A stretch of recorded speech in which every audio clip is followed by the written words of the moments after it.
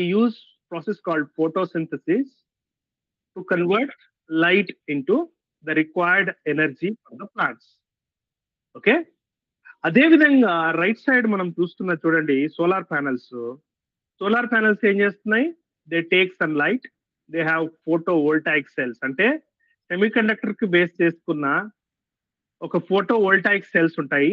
ఆ photovoltaic cells అంటే diodes, actually light dependent diodes. ఆ డయోడ్స్ ఉపయోగించి సన్లైట్ ని some energy form, let's say electrical energy or heat energy, ఏదో ఒక ఎనర్జీ ఫామ్ లో కన్వర్ట్ చేస్తున్నాయి. సోలార్ వాటర్ హీటర్స్ ఉన్నాయి మన దగ్గర, ప్రతి ఒక్కరు చాలా మంది వాడుతున్నారు ఈ మధ్య. అదే విధంగా సోలార్ ప్యానల్స్ యూస్ చేసి ఎలక్ట్రిసిటీ జనరేట్ చేస్తున్నారు. ఓకే, ఇక్కడ చూడండి లెఫ్ట్ సైడ్ ప్లాంట్స్ చేయగలుగుతున్నాయి same process of energy conversion. Right side same మనం humans we are trying to do the same process of conversion of sunlight. మనకు అబండెంట్ అంటే ఫ్రీగా చాలా అవైలబుల్ ఉంది సన్లైట్, ఎస్పెషల్లీ మన సబ్ కాంటినెంట్. ఓకే రైట్, ఇక్కడ ఈ సబ్ కాంటినెంట్ లో చూస్తే మనకు మాక్సిమం క్లోజ్ టు 9 months అన్నమాట ఇయర్ లో మంచి సన్లైట్ ఉంది. సో అలా ఉన్నప్పుడు why not we convert the sunlight into required energy. Okay, so ఇక్కడ చూడండి ప్లాంట్స్ ఏమో సేమ్ ప్రాసెస్ చేస్తున్నాయి, మనం హ్యూమన్స్ ఆర్టిఫిషియల్ గా చేస్తున్నాము. Are we able to reach as good as plants చేస్తున్న సేమ్ కైండ్ ఆఫ్ ఎఫిషియన్సీస్ తో మనం సన్లైట్ ని ఎనర్జీగా కన్వర్ట్ చేయగలుగుతున్నామా అన్న ఒక క్వశ్చన్ అడుక్కుంటే అబ్సల్యూట్లీ నాట్. ఎందుకంటే ప్లాంట్స్ విషయానికి వస్తే 100% ఎఫిషియన్సీ, క్లోజ్ టు 100% అన్నమాట. అదే మనం ఈ సోలార్ ప్యానల్స్ కి వస్తే ఇనిషియల్ గా స్టార్టింగ్ విత్ సమ్ 10% నుంచి మాక్సిమం ఒక 20% వరకు వెళ్ళాయి అంతే. ఏది కన్వర్షన్ ఎఫిషియన్సీ అన్నమాట, చాలా తక్కువ. So why is this such a drawback? Why we're lagging? Why can't we replicate the what plants are doing? Plants చేస్తున్న ప్రాసెస్ ని మనం ఎందుకు చేయలేకపోతున్నాము అన్న ఒక క్వశ్చన్ అడిగితే సింపుల్ లాజిక్ అన్నమాట. ఓకే, ఏంటి ఆ సింపుల్ లాజిక్ అంటే మనము what we are trying to do, we are working in the domain of classical scenario. అదే విధంగా ప్లాంట్స్ కి వచ్చేటప్పటికి అవి క్వాంటమ్ సినారియోలో పనిచేస్తున్నాయి. ఏంటి క్వాంటమ్ సినారియో, ఏంటి క్లాసికల్ సినారియో అంటే I tell you one simple understanding. ఇక్కడ నేను నా బ్లాక్ బోర్డ్ ని వాడతాను so that I can write. Okay, ఇక్కడ చూడండి క్లాసికల్ సినారియో ఉంది మనకు. క్లాసికల్ అంటే మీకు అర్థమయ్యే విధంగా కన్వెన్షనల్ అన్నమాట, ఇంకా అర్థమయ్యే విధంగా మ్యాక్రోస్కోపిక్ అంటారు అనమాట దీన్ని, మ్యాక్రోస్కోపిక్. అదే విధంగా క్వాంటమ్ అంటే ఏంటి? It's advanced technology, very small. దీన్ని మైక్రోస్కోపిక్ అంటారు అన్నమాట. మైక్రోస్కోపిక్ ఎంతవరకు? అటామిక్ స్కేల్ అన్నమాట, అటామిక్ అంత చిన్నది. So if there is anything happens at this scales, macroscopic స్కేల్లో జరుగుతున్న యాక్టివిటీస్ ని కన్వెన్షనల్ ఆర్ క్లాసికల్ యాక్టివిటీస్ అంటారు. మైక్రోస్కోపిక్ అంటే చిన్న అటామిక్ లెవెల్లో దానిని క్వాంటమ్ యాక్టివిటీస్ అంటారు అన్నమాట. Okay right, so what we see here, classical and quantum. So existing computers, whatever we do use these days, okay, existing computers like laptops, mobiles, all falls under this classical computing. Okay, laptops and PCs. Okay, and the new technology which is coming, quantum computers. Now the question is, even laptops and PCs are also work on electrons, charges moving, right? So why it is called a macroscopic device? Why only the quantum computers which talk at atomic scale are called as quantum devices? Very simple. If you understand the difference, you will start appreciating ఏంటి classical computing అంటే ఏంటి, అంటే conventional computing అంటే ఏంటి, quantum computing అంటే ఏంటి అనేది మీరు దాన్ని అర్థం చేసుకోగలిగితే దాన్ని మనం అప్రిషియేట్ చేయగలుగుతారు అన్నమాట. ఓకే, సో అది తెలుసుకోవడానికి మన దగ్గర ఓకే మన దగ్గర కొన్ని I just have few things to show you up. Okay, so right, so ఈ పర్సన్ ని మీరు చూసారా, Richard Feynman. I hope people from physics background will definitely appreciate this person. So తనేంటంటే ఈ ప్లాంట్స్ వచ్చి 100% ఎఫిషియన్సీని ఎలా రీచ్ అవుతున్నాయో, so how they were able to produce such a good efficiency when it comes to sunlight to required energy conversion. If you see that works on quantum scenario, means somehow they are working like a quantum computer. Let's say around the 1950s and so, people are trying to understand photosynthesis process. Our time lo emaindi, people are trying to understand photosynthesis process. Okay, in the morning, Professor Ramachandrarao was talking about exiting this particular auditorium through multiple doors. Okay, and let's say only particular one door is open, you don't know which door is open. Okay, door open undi, ఏ డోరో తెలియదు మీకు, you have to go and check one by one all the doors. Okay, and every time you have to check whether the door is open or closed, then you will find out and you can exit. Okay, so which means you are doing opening up all the doors one by one. Luckily, let's say on your first attempt itself, you will find the openable door and you can exit. Okay, let's say we don't know, in your first attempt you have not got the openable door. In that case, what happens, you may go on to open multiple doors, try to open multiple doors one at a time. Okay, right, so here you may need to do a multiple repetition of same task several times. Okay, luckily if you have some friends, you can tell your friends at a time, go to different doors and try to open. Let's say 10 people are there at a time, all 10 can try once and then try to find out which is the openable door. So it's like a parallel computing. 10 people are doing 10 doors openable. So we are already doing this process using classical computers. Okay, right, in a similar fashion, if I have a ability to see all the doors in one shot, okay, నా దగ్గర 10 మంది లేరు friends, అయినా కానీ ఒకే shot తో if I'm able to check which door is open, okay, it's like I'm existing at every door in some kind of a clone version. Right, for example మన mythological movies లో చూడండి, Srikrishna is there everywhere. It's like he's with every lover of his. So తను 1000 మంది భార్యలతో ఒకేసారి exist అవుతాడు. ఎలాగా, probably might have existing in the form of super position. In a similar fashion, in this auditorium, 10 doors are there. If I want to find out which door is openable in one shot, let's say I can able to exist at all the doors in one shot, try to open all the doors in one shot, and find out which door is open easily. అలాంటిది మన macroscopic world లో impossible అన్నమాట, అలాంటి situation exist అవడం.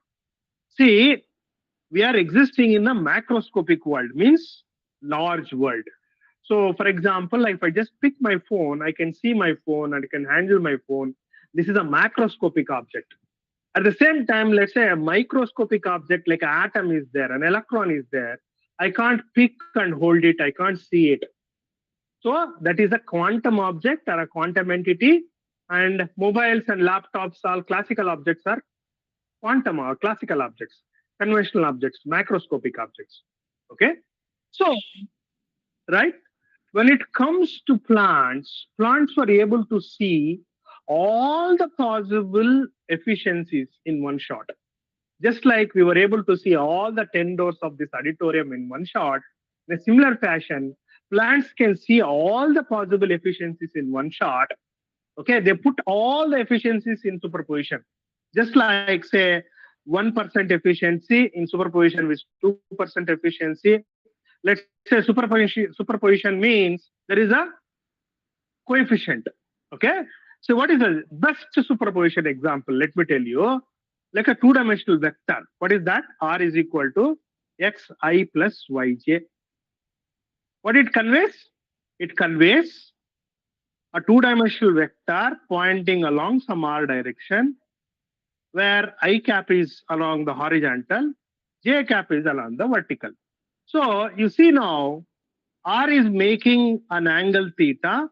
R is going to have a next component, which is r cos theta, and r is going to have a y component, which is r sine theta. So what is telling? How well r is flowing along the I direction and j direction. If x is large, okay, you mean to say r is pointed along the, okay, pointed along the I direction.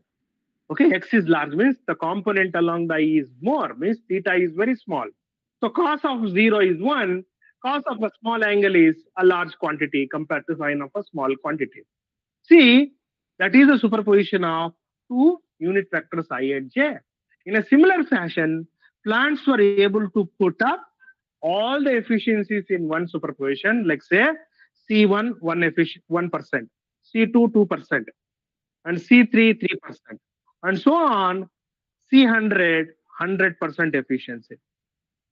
They put all of them in one superposition equation, just like a, let's say, I'll call it a Greek letter psi. So plants can see all of them in one shot.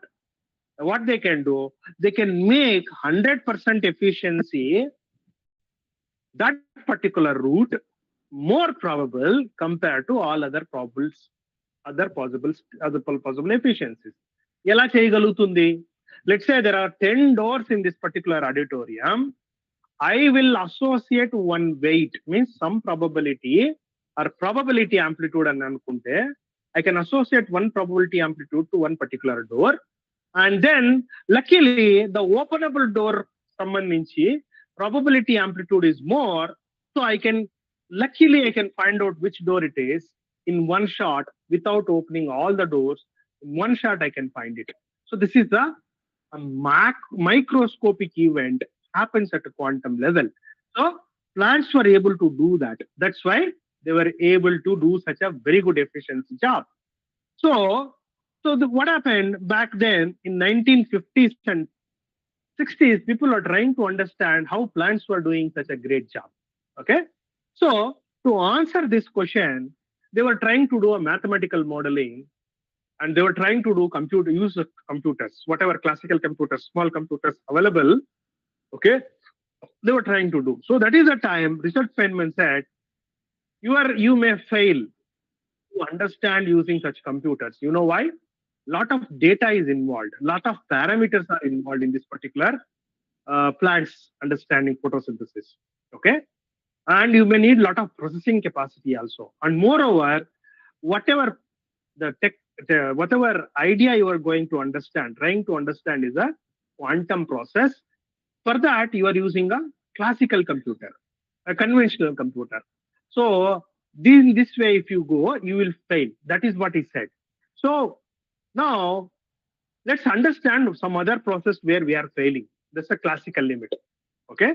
For example, if you just take a coffee. Okay. So coffee is made up like consisting of a caffeine molecule. Okay. It's a simple molecule. You see, such a simple molecule. And if you consume a coffee, you immediately get a high. You immediately get some kind of a burst of energy. You know why? Okay. So the question people are trying to understand, the caffeine molecule has in the free electrons around in this particular molecule. The electrons were about to leave this caffeine molecule. And interestingly, each electron would affect another electron. So something around 100 plus electrons are available through this caffeine molecule. Because of them, there is some kind of activity in the body, in the brain. Okay. So people were trying to understand this process from quite some time. So there are so much data is involved, understanding, so much parameters are involved in this. So if you use a classical computer, you may not be able to process that because classical computers are limited by data. Let's say these days, 1 terabyte, 2 terabyte, like that. If you use a supercomputer, some 1000 terabyte and so on, the processing also limited by that. Okay. So if you go to some other process, let's say I want to understand caffeine itself. which can be understood in terms of, let's say, 100 plus electrons are there. What is the effect of one electron on the another, and how they together affect the human body at the brain level? That you want to understand. This becomes some kind of a many body physics. So, what is the presence effect of one element on the human? Let's say two elements are there. What will be the effect? There is an individual effect on each other. So, how they are going to affect? So, this is a classical understanding. But where it is happening at a quantum level. Okay.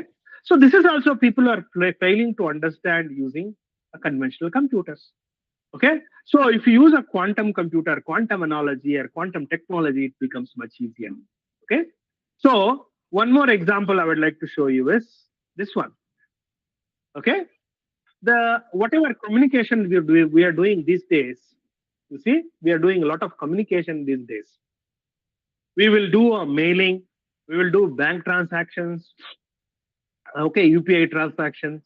All these things are actually protected by simple protocol called RSA encryption. It is a encryption technology, like a masking technology. Usually, when you want to present yourself to a bank portal, you will password along with your email ID or login ID. So the password is some kind of a mask information. So bank will only understand your password and they will connect you their servers to you to do the transaction. In that way, we can do communication everywhere in the existing internet. This is protected by RSA encryption. But the problem is these days computers are coming, quantum computers are coming, and quantum algorithms have developed. If you use a quantum algorithms, you know what happens? This RSA encryption can be easily breakable. Okay? I'll tell you a simple example of why it is becoming such a problem. These days, banks are asking you to change your password, login ID password, bank password, once in every 29 days. Okay? Why they're asking is, let's say some imposter, some thief tries to guess your password twice a day. Okay? If it twice a day, then third time the bank will lock your account and it will send you an email. So what he will do carefully, he will try twice a day, right? Using a good computer, he can figure out what is a possible combination. You can start with, let's say, alphabets like A, B, C, D, E, F, something like that. Some random combination he can start. If he tries to come up with a good combination twice a day, in 30 days, he can break your password. Means he can guess your password using a good computers, the conventional classical computers. Okay? So that's why banks are telling you, please change for every 29 days. Okay. Now, that is a classical attack, like a hackers. But if somebody can get hold of a quantum computer, they can hack your password in just a single attempt. See, that is something seriously dangerous. At least if there is a chance, like a 2-3 times, if somebody is trying to attack, I can realize second time or a third time, and I can stop somebody attacking my information. If we don't know when they will attack, when they attack, they will immediately get to know about our data. Then there is seriously no protection at all for our communication. So that is what the quantum attacks. So existing methods using classical computing or a classical hardware all are limited by here and there by some kind of a means. Okay, for example, in the case of exponentials, in the case of a caffeine molecule, we cannot study easily as a many body system because it happens at a quantum level. So I need to use a good quantum computer. And moreover, our security is prone, means it is vulnerable to the quantum attack. So I need to come up with a better quantum technology which can stop such an attacks. Okay, that is a classical limit for you. That is where we wanted to go for quantum computing. Okay, right? So in the morning, this is a wave nature, all these things were talked about. Okay, so I'll just give a little bit more on the motivation side so that you will appreciate what is this quantum computing is all about. Okay, So let me use my black body as a blackboard. Black body radiation is coming in between. I'm sorry. Okay. Okay. Quickly. Okay. Then we'll come to that. So classical limit means classical computers, conventional computers like a laptop, mobile, or anything, whatever we have as of now. Quantum computers are something more different. So we'll get able to answer what is the quantum computers as we go through this session. At the end of the session, you would be able to give what is the quantum computer, the real clear clarity. Okay. Okay. Now coming back, right? So the classical computers means conventional computers. Let's take them. Okay. Right. What are these? So why they are called classical or a conventional, or you can also say macroscopic, okay, macroscopic activity based, right? Not microscopic, macroscopic. Why? What these are? For example, computer means it has a memory, it has a processing unit. Two things. Computers means memory and CPU. Okay, central processing unit. And let's come to memory. What is this classical memory? How the classical memories are working, for example. ఎలా పనిచేస్తాయి అనేది మనం చూసుకుంటే, if you just take your credit card or debit card, if you just take any credit card or debit card, if you just see behind on your card, there is a black strip, black region. Okay? It carries some information, you see. What is this made up of? This is made up of, right? A magnetic strip means a material where atoms are there. These atoms are responsive to the external magnetic field. Okay? Just like if I have a magnet, small magnet, if I bring it to a metal like iron, it will attract. So the iron is a magnetic responsive material. Similarly, this magnetic strip behind this credit card, whatever you see, consisting of such materials. Okay? So there are atoms in that particular material. If I just take one single atom, if I just pick one atom, okay, so you know, you people are heard about atom means it has a nucleus and it has so many orbits around, and the most important thing is outermost orbit. So forget about innermost orbits, only the outermost is most important one, because that is going to have electrons which are free electrons, you see, free unpaired electrons. Then only that material can be a conductor, then only it can be a magnetic responsive material. Okay? Now you see the electrons are revolving around the orbit. Okay? Now these electrons are revolving around the orbit means what? They are like conducting a kind of a wire. A wire is carrying a current around that particular wire. So if you just take a wire, a conventional wire, if you supply a current through it, direct current, DC they call, not a AC, a direct current. Like you take a battery, you take a wire through the battery, it is a direct current. So the electrons are revolving, or charges are moving through the wire. You know, as you know, whenever I have a current carrying wire, recollect back, a current carrying wire, if you have, if there is a current going from one direction to the direction, it is going to create something called magnetic field around. Okay? So how do you find the direction of the magnetic field? Very simple. You show your thumb towards the current direction, your curling finger would show you in which direction the current is going. Okay?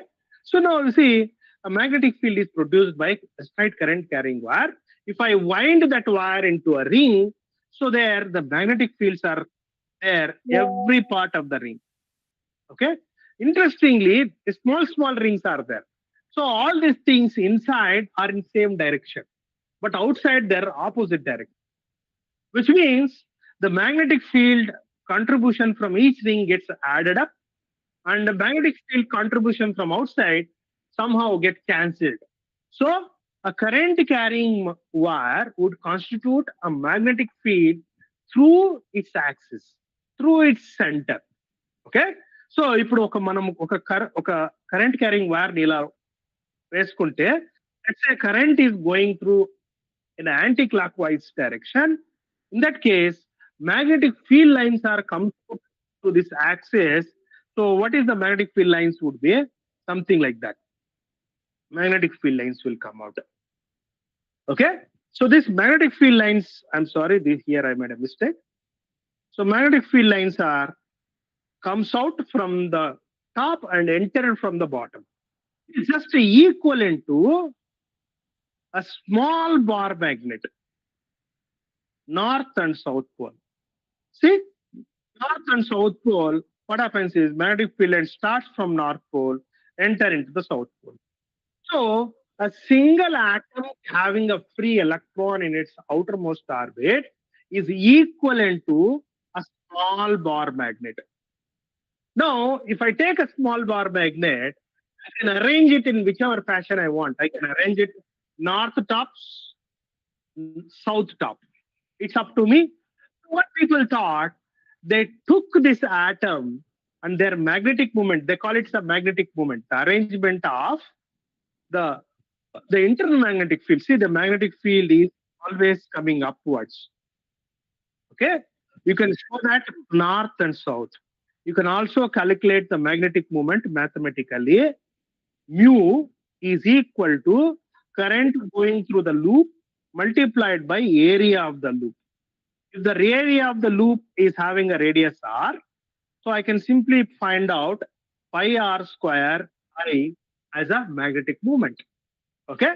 So now you see, every electron revolving around an orbit is a small bar magnet for me, which is going to have a magnetic arrangement like this.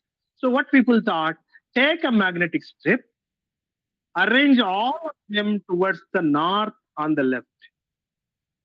You call it as a zero. You take another part, you arrange them south left, north right. You call it as one. Say here, within a small region, how many atoms are there? Billions and trillions of atoms are there.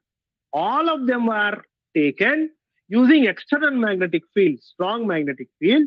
We can arrange these individual small bar magnets as per my wish, and I'll store a number 0 in it. That is a 0 bit for you. And 1 bit, I rearrange the arrangement of the atoms in the next region, and I'll create another bit storage on the magnetic strip. See, this is a permanent magnet I take, where after removing the external magnetic field, the alignment remains to be same. Just like a conventional iron has become a magnet, okay? Means it retains the magnetic field, whatever I by arranging its individual magnets. Okay? So this is the classical information storage. Why it is classical? Even though we are taking things at a small atomic level, this is become a macroscopic, means large. If I combine all of them into one region, that entire region I can see, and I can see that is actually going to have a 0-bit storage in it. And the next part is going to store 1 on it. So this is a classical image information storage. And this information can be processed using some processing unit, where all these atoms, see how many atoms are there. If you just take how many atoms are there in 1 mole, around 20 to 10 to the power of 26 atoms are there. Such a large. How many moles in there in particular one region? We don't know. So it's all becomes a macroscopic memory. That's why the conventional computers, which are actually based on such memory, are classical computers, are conventional computers. Okay? See, that is what you should remember and understand. Now, going back to quantum, what is so quantum about? So where is the quantum memory coming? Classical memory, I just understood. If you want, I can show you a nice figure. Okay, I have it from my PPT. You see? Right? You see? This is a magnetic strip. Using external magnetic field, I arrange all the magnets, individual magnets, towards the left. Okay? So When I arrange them all towards the left, that becomes 0. I arrange them towards the right, it becomes 1. In this way, I can store the information on a magnetic. Okay? So each one having atoms, so those are going to constitute a magnetic moment. But when it comes to single atoms, microscopic information, okay, why quantum computers are called so quantum of good? Okay, so that simple question you have to ask, understand is, okay, how quantum computers are working, okay, how they are going to work as a quantum computers, okay. For example, here if we see what is quantum memory. If I understand quantum memory, I can go further. Okay, let me see quantum memory. Basically, it should store some information, right? That is what my job. అది నాకు కావాలి మెమరీని store చేసుకోవాలి then I will go on to do the processing. Second thing is storage. So for storing information, what do I need? I have to store the information. So for that, what people used atoms again. They used the atoms only to store the information, but they used it slightly differently. What is the slightly differently is, again, let's take back same single atom. This time, let's say electron is there in outermost orbit. For that electron, one more orbit is also available. Okay, but it's slightly away from the nucleus. Now, let's say this electron has to jump to the outermost orbit, away from the nucleus. Okay, who is stopping it? There is a force of attraction between electron to nucleus. It is called Coulombic attraction. It's called Coulombic force of attraction. Okay, that is because positive and negative charges are always attracting. Positive charge in the nucleus is so much large. Electron is having a very small negative charge. So it's like a teacher in a class can boss the kid, the student. So teacher is a big entity and student is just a part of a class. Okay, like that electron is stuck to the nucleus. In order to electron to just go away from the nucleus, it needs some supporting energy. Somebody has to give energy to just deviate or overcome the force of attraction by the nucleus. Okay, so what electron has to do? Wait for somebody to supply the energy to it. Okay, I can supply the energy to this electron. For example, let's say I want to supply, I can heat the atom. That is the easiest way to do it. Or I can do, since the atom is so small, electron is much, much smaller, I can supply the energy in the form of light. Let's say I incident some light. Light is consisting of photons. So if I supply a photon of energy, if the photon of energy is suitable for the transition frequency, so there is a energy separation. If that energy separation, let's say energy separation is some h omega or h mu. Okay, h is the Planck's constant, mu is the frequency, omega is the angular frequency, h cross or h cat is h by 2 pi. Okay, if the incoming photon energy is exactly matches with this transition frequency, electron may observe that, consume that photon and jump to the next orbit. That is what our classical intuition means. మనం ఎప్పుడు ఏమనుకుంటామంటే ఒక chocolate ఒక student కి ఒక చిన్న పిల్లాడికి ఇచ్చామంటే ఆ పిల్లాడు చాక్లెట్ తినేస్తాడనే ఒక చిన్న అసంప్షన్ లో ఉంటాం. అలాగా మనం అర్థం చేసుకుంటాం. But when it comes to atom, when I supply energy of photon, the question is, does the atom absorb this photon every time? The answer is absolutely no. Not every time. Not every time is that. Does that accept sometimes? Yes. Sometimes it accepts, sometimes it doesn't. And who tells to the atom to observe? ఎవరు చెప్తారు atom కి electron photon observe చేయకపోవడం? That is all nature. We don't have a control. As if atom has its own brain, as if the electron has its own brain. Electron has its own wish. Accordingly, it consumes the photon and doesn't consume photon sometimes. Okay, so దీన్నే అంటారు quantum ambiguity. Quantum ambiguity అంటే some kind of a fuzziness, confusionness. So ఇలాంటి కన్ఫ్యూజన్నెస్ ని use చేసుకుని people were able to create a quantum memory. What is that quantum memory is? They take an electron like this, supply a photon, and they do this experiment like 100 times. Okay? And for this particular atom, 100 times if you perform the experiment, what they saw, like say 60 times the electron got excited, 40 times electron not excited. Okay? So that means you see that atom has a ability of 60% excitation, means electron can excite, and 40% doesn't excite. So if I just take this single atom, I can store 2 bits of numbers on it. What are those numbers? 60 and 40. Okay? 2 bits on single atom. That is what people thought. Amazing, right? So earlier, see, in a classical memory, you're using billions of atoms to store 1 bit. Now, if I just work at a single quantum level, atomic level, I can store 2 bits on it. So for that, what they did, they realized, put up these possibilities in the form of superposition. Superposition ante enti? Please recollect our equation of two-dimensional vector xi plus yj. Alanti superposition, nothing more. So I am going to write the quantum state of this particular atom, whether it excites or not, electron excites or not inside the atom. I can write it now as 60% excited plus 40% not excited. ఇలా రాసుకోవచ్చు అన్నమాట. Let's say I want to write the equation of a quantum state. But this doesn't make any sense. Okay? ఇది మనకు ఒక information ని convey చేయట్లేదు. ఎప్పుడైతే మనం క్వాంటమ్ స్టేట్ రాస్తున్నామో, పొద్దున్నే చెప్పినట్టు the quantum state is a wave function. Means atoms or the electrons or quantum things at a very tiny level behaves like a waves. Waves ante enti? They exist everywhere. Waves అనేది ఏది? మనం దగ్గరలో ఉన్న ఒక lake ఏదైనా ఒక pond దగ్గరికి వెళ్ళి ఒక చిన్న రాయి వేసాం అనుకోండి, it creates the waves.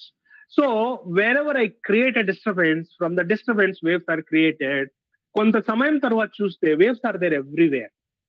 So likewise, when I go and put an electron inside a box, it is just like I'm throwing a stone on the surface of a water. So the electron is going to create its presence of ripples everywhere inside a box. How it creates? It creates a wave presence everywhere inside a box. That is just like ఈ end నుంచి ఈ ఎండ్కి ఒక దారం కట్టేసి ఒక disturbance create చేసామనుకోండి, అది ఒక స్టాండింగ్ వేవ్ ప్యాటర్న్ లాగా ట్రావెల్ అవుతూ ఉంటుంది. So that is a wave for us. The similar fashion, when I want to write a quantum state on a paper for an electron, whether excited or not, it should be a wave function. It should be a sinusoidal function like sine kx plus omega t. ఇలా ఉండాలి మనకి equation. ఇలా ఉన్నప్పుడు ఎప్పుడైతే మనం absolute square తీసుకున్నామో sine function కి, I should be able to get what? The hills. The hills means ఒక పాజిటివ్ గానే మనకు వాల్యూస్ రావాలి, నెగటివ్ వాల్యూస్ ఉండకూడదు. See, sine function, if you carefully draw the sine function, it is like this. When I take absolute square of it, what I will get? It will get absolute square of that is something like this. ఇలా రావాలి. What does this mean? ఒక electron ని ఒక box లో వేసాం అనుకోండి, ఇలాంటి box లో, what I see, its presence at hill region is maximum, and its presence is wherever there is a wave function is hitting a zero value, there the electron is absolutely not present. అది మనకు quantum physics ద్వారా తెలుసుకున్న విషయం అన్నమాట. So ఎప్పుడైతే quantum state ని మనం ఇలా రాసామో, it doesn't make any sense. So to correct it, what we can do is we can write the quantum state as in a ket notation, ఒక క్వాంటమ్ వెక్టర్ నోటేషన్ అంట. కెట్ notation అంటే ఏంది? Vector ఉంటది కదా, horizontal vertical line తీసుకొచ్చి ఇక్కడ పెట్టేసేయండి. ఈ యాంగిల్ ఉంది కదా, రైట్ యాంగిల్, దాన్ని తీసుకొచ్చి ఇలా పెట్టండి. It's like quantum state vector psi. Quantum vector state psi is 60% excited, 40% not excited కదా. దాన్ని మనం ఎలా రాయొచ్చు అంటే alpha excited state plus beta not excited state అని రాయొచ్చు అనమాట. అలా రాస్తే ఏంటి? ఈ ఆల్ఫా బీటా ఏంటి? Alpha absolute square is 60%, beta absolute square is 40%. ఇలా రాసుకున్నాం అనుకో, I can write quantum state as a situation, whatever we are considering. ఈ విధంగా using a single atom, people were able to realize 2 bits of memory stored. ఇక్కడ చూడండి, what a powerful message, what a powerful advancement here. Earlier, few billions of atoms are required to store 1 bit. Now, one single atom itself stores 2 bits. That is where the power of quantum computing comes. Using a superposition, I can store 2 bits on single atom. Ade vidhanga, if I just take one atom in 2 bits storage, 2 atoms తీసుకున్నాం అనుకోండి, మనం usual గా ఏమనుకుంటాము 4 bits. Okay, ఎలాగా? It's like tossing 2 coins. ఒక 2 coins తీసుకొని toss చేస్తే మనకు పాసిబిలిటీస్ చూసామనుకోండి, 4 పాసిబిలిటీస్ ఉన్నాయి. Head head, head tail, tail head, tail tail. So ఆ విధంగా 2 ఆటమ్స్ తీసుకుంటే 4 బిట్స్ స్టోర్ చేసుకోవచ్చు. 3 ఆటమ్స్ తీసుకుంటే మనం ఏమనుకుంటాము 6. No, it's not 6, it is 8. ఎందుకంటే it is just like tossing 3 coins. ఇక్కడ చూడండి, 3 కాయిన్లు టాస్ చేసినప్పుడు మనకు 8 పాసిబిలిటీస్ ఉన్నాయి. ఆ 8 పాసిబిలిటీస్ ఎలా వచ్చింది? 2 to the power of 3 అన్నమాట. ఒక కాయిన్ కి 2 పాసిబిలిటీస్ ఉన్నాయంటే 2 to the power of 3, 3 coins తీసుకున్నాం. ఏదేది 8. దీన్నే అంటారు అనమాట ఎక్స్పోనెన్షియల్ డేటా ఇంక్రిమెంట్ అంటారు అనమాట. ఒకవేళ నేను 4 తీసుకున్నానంటే ఎంత? 16 బిట్స్ సేవ్ చేసుకోవచ్చు. 5, 32. ఆ విధంగా వెళ్ళాను అనుకోండి, 50 ఆర్ లెట్స్ సే 500 ఆటమ్స్ తీసుకున్నానంటే 2 to the power of 500. 500 మనం ఇమాజిన్ చేసుకోవడమే కష్టము. లెట్స్ ఇమాజిన్ 50 క్యూబిట్స్ అంటే 50 ఆటమ్స్ అన్నమాట. 50 ఆటమ్స్ ఎంత store చేసుకుంటదంటే 2 to the power of 50. ఏది 2 to the power of 15 ఎలా అర్థం చేసుకోగలము? దీన్ని మనం ఎలా రాయొచ్చు అంటే 2 to the power of 3 into 2 to the power of 15 అన్నమాట, రఫ్ గా. ఓకే, సో ఇది something around 10 to the power of 15 అన్నమాట. అంటే ఒక్కటి తర్వాత 15 జీరోస్ వేస్తే ఎంత మెమరీ వస్తుందో అంత మెమరీని మనం జస్ట్ 50 ఆటమ్స్ యూజ్ చేసి 50 క్యూబిట్స్ యూజ్ చేసి రియలైజ్ అవ్వచ్చు అనమాట. So that is what the quantum supremacy is. Using this we can do a lot of things, but only problem is what we have to do. We have to make these atoms very, very sensitive. They are very sensitive. We have to confine them within a small region, not to interact with the environment, not to get disturbed by the environment. అలా చేసినప్పుడు ఏమవుతుందంటే we can realize a big qubit on it, we can do the processing on it అన్నమాట. Okay, so మనకు quantum memory అంటే ఏదో తెలిసిపోయింది. ఇప్పుడు next ఆ క్వాంటమ్ మెమరీని ఎలా ప్రొసెస్ చేస్తాం అన్నది మనం చూస్తే, ఫర్ ఎగ్జాంపుల్ మనకు క్వాంటమ్ స్టేట్ ఇలా ఉంది. ఓకే, సో క్వాంటమ్ స్టేట్ ఇలా ఉన్నప్పుడు దాన్ని ఎలా ప్రొసెస్ చేస్తాం? సో యూజువల్ గా ఏంటి, మనకు క్వాంటమ్ స్టేట్స్ ఎలా ఉంటాయి, క్లాసికల్ స్టేట్స్ ఎలా ఉంటాయి? క్లాసికల్ లో 0 ఉంటుంది, 1 అయిపోద్ది, 1 0 అయిపోతుంది. మన దగ్గర వేరియస్ గేట్స్ కూడా ఉన్నాయి. For example let me show you gates, classical gates. These are the classical gate operations. ఇక్కడ చూడండి, ప్రతి గేట్ కి 2 ఇన్పుట్స్ ఉన్నాయి, ఒక అవుట్పుట్ ఉంది. ఒక 2 ఇన్పుట్స్ లో 0 కానీ 1 కానీ వెళ్ళొచ్చు, అవుట్పుట్ లో కానీ 0 కానీ 1 రావచ్చు. Just using this universal gates we can realize classical computing, classical gate operations, classical information processing. Okay, అదే విధంగా క్వాంటమ్ లో కూడా మనం గేట్స్ ని కూడా రియలైజ్ చేయొచ్చు అనమాట. ఎలాంటి గేట్స్ అంటే అవి క్వాంటమ్ స్టేట్ ని తీసుకుంటాయి, ఇంకొక క్వాంటమ్ స్టేట్ ని మనకు రిటర్న్ ఇస్తాయి అన్నమాట. ఆ రిటర్న్ ఇచ్చే క్వాంటమ్ స్టేట్ ఎలా ఉంటుందంటే, ఇంతకు ముందు చూడండి ఆల్ఫా 0 ప్లస్ బీటా 1 ఉన్నది. ఒక గేట్ ఆపరేషన్ ద్వారా, let's say not gate operation అనేది ఉంటే, నాట్ ఆపరేషన్ ద్వారా వెళ్తే అదేమైపోతుంది, ఆల్ఫా 1 బీటా 1 0 అయిపోతుంది అనమాట. So alpha 1 ket, beta 0 ket అయిపోతుంది. అలా అయిపోయిన దాన్ని ఏమంటారు అంటే the probability amplitudes. Alpha beta ఉన్నాయి కదా, they are the probability amplitudes. They got interchanged. ఆ ఇంటర్చేంజ్ ని మనం నాట్ ఆపరేషన్ అన్నాం అనమాట. సో ఇది simple, the first quantum gate is a not gate. So అదే విధంగా ఆ సింగిల్ క్వాంటమ్ గేట్స్ ఉన్నాయి, కొన్ని గేట్స్. ఎలాంటి గేట్స్ అంటే మనకి ఇక్కడ ప్రాబబిలిటీ ఆంప్లిట్యూడ్స్ ఆల్ఫా బీటా ఉంది కదా, రెండు పాజిటివ్ ఉంది. లెట్స్ సే ఒకదాన్ని నేను నెగటివ్ చేయాలి. ఆ విధంగా న్యూ క్వాంటమ్ స్టేట్ ని క్రియేట్ చేయాలి. ఎలా క్రియేట్ చేయడం అంటే మన దగ్గర ఒక జెడ్ గేట్, అంటే జెడ్ గేట్ లాంటిది ఉండాలి. అది ఏం చేస్తుందంటే బీటాని తీసుకెళ్లి నెగటివ్ బీటా చేస్తుంది అన్నమాట. సో ఇప్పుడు చూడండి, ఈ క్వాంటమ్ స్టేట్స్ ని వెక్టర్స్ అన్నాం మనం ఇప్పుడు దాకా. వెక్టర్స్ అంటే ఏంటి? Vectors I can represent in the form of some column. Say vector ఏంటి? xi plus yj. దాన్ని నేను ఎలా రిప్రజెంట్ చేయొచ్చు అంటే ఎక్స్ కామా వై. అదే విధంగా క్వాంటమ్ స్టేట్ కూడా మనం ఎలా రిప్రజెంట్ చేయొచ్చు? Alpha 0 plus beta 1. ఇది కెట్ అంటారు అనమాట. కెట్ 0 కెట్ 1 అంటారు అనమాట. So just like I cap J cap, ఇక్కడ క్వాంటమ్ లో 0 కెట్ 1 కెట్.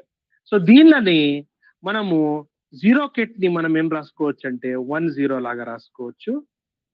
ఓకే, 1 కెట్ ని 0 1 లాగా రాసుకోవచ్చు. ఇలా రాసుకున్నప్పుడు ఏమవుతుందంటే మనకు క్వాంటమ్ స్టేట్ వచ్చి స్థాయి వచ్చి ఎలా అయిపోద్ది?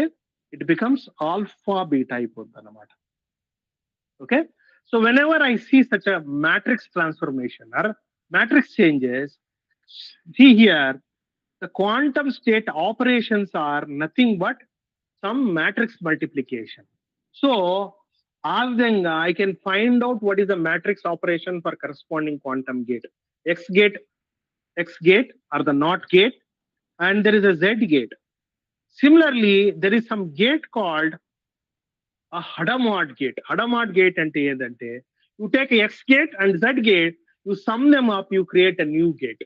Okay, so ade vidhanga when it comes to quantum processing, you will not stop at just processing one qubit or one data point or one qubit point. You will be processing multiple, right? And sometimes you want to process them together. Some kind of a correlations you want to create. For that, you need a multi-qubit gates. So the first simplest multi-qubit gate is called a C0 gate. Okay, so C0 gate ఏంటంటే if I write a truth table for C0 gate, it would be having exactly like a XOR gate. మనకు classical computing లో XOR gate తీసుకుంటే it's called exclusive OR gate. Whenever input are different, then only I'll get a positive, like a high output. So అదే అన్నమాట. ఇక్కడ చూడండి, exclusive or gate అన్నమాట ఇది. So అదే విధంగా క్వాంటమ్ గేట్స్ ఎలా ఉంటాయంటే it's just like exclusive are. ఏం చేస్తుందంటే ఇది it will take two inputs. When ever first input is high, in that case only it will manipulate the second input. When ever first input is low, it doesn't manipulate the second input. It's like a controlled not operation. Second input gets flipped or NOT gate acts on second input whenever the first input is high. So this is called control NOT operation అన్నమాట.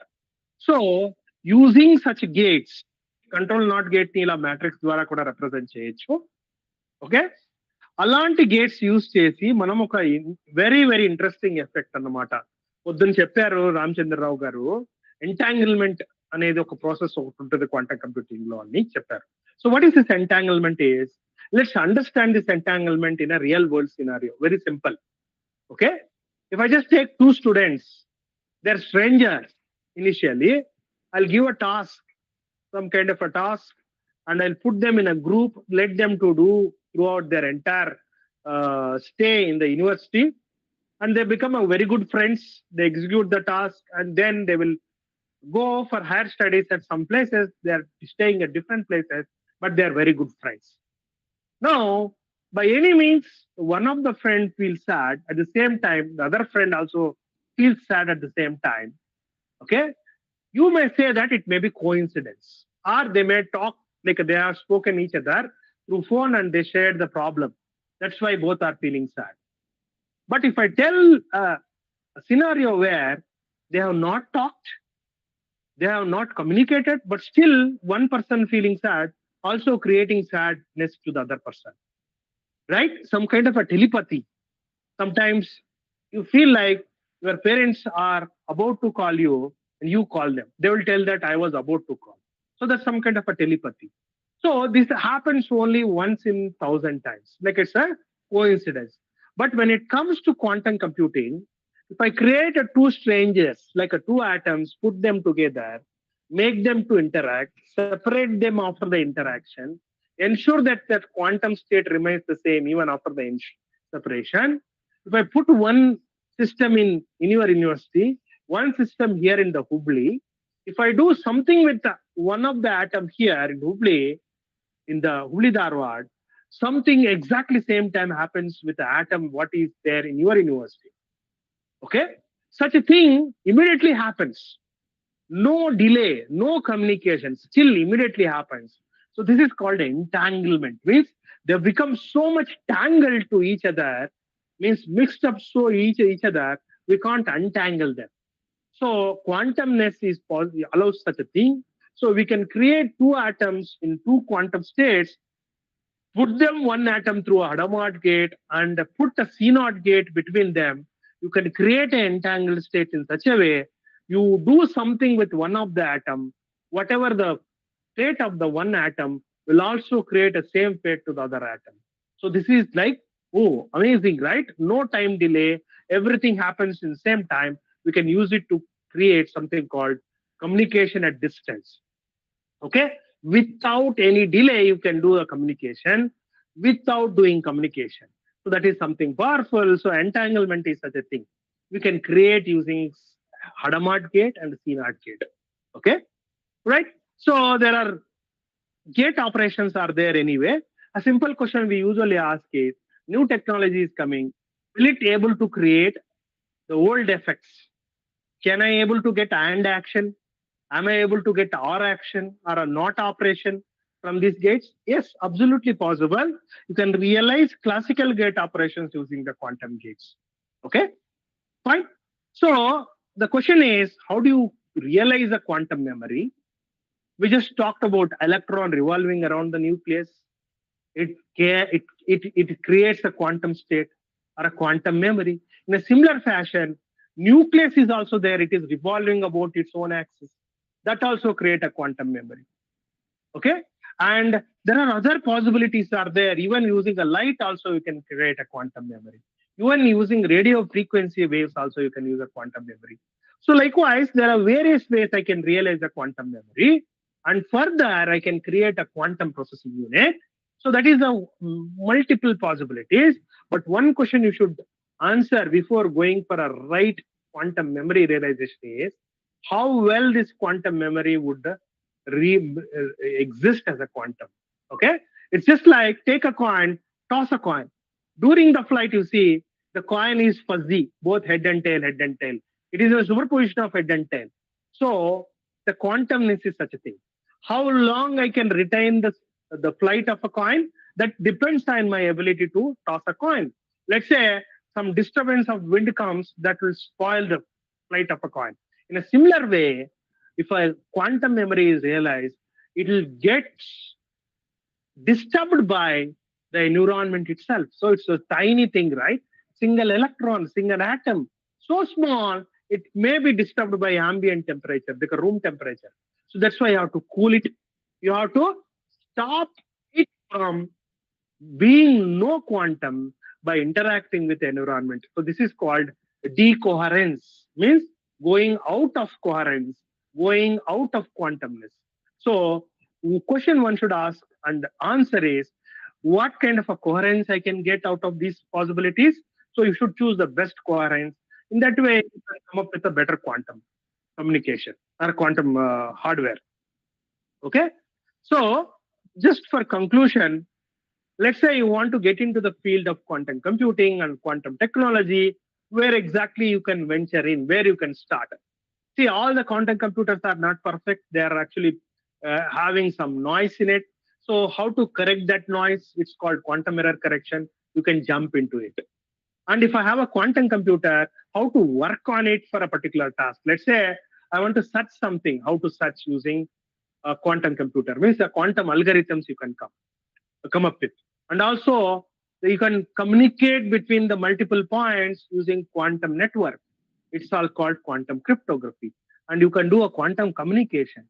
And in the morning, there is a possibility of sensing was also discussed. For example, sensing or finding the cancerous part in the human tissue.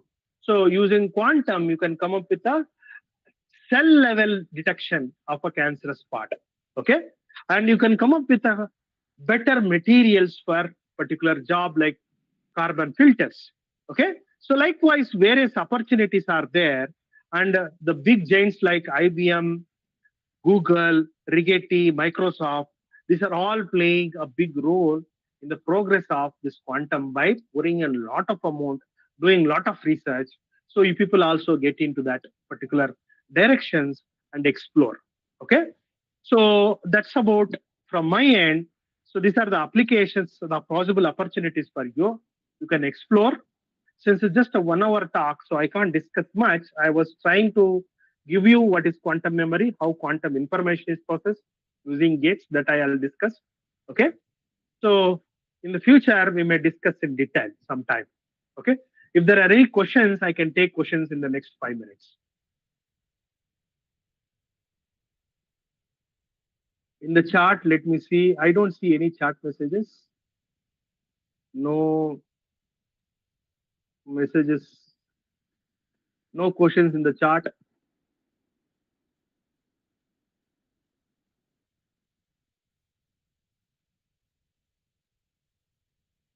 Any questions? Madam, can you pass on the mic and they can do questions?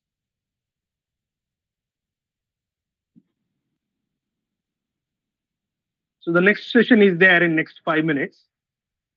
So maybe 1 or 2 questions, quick questions I can take.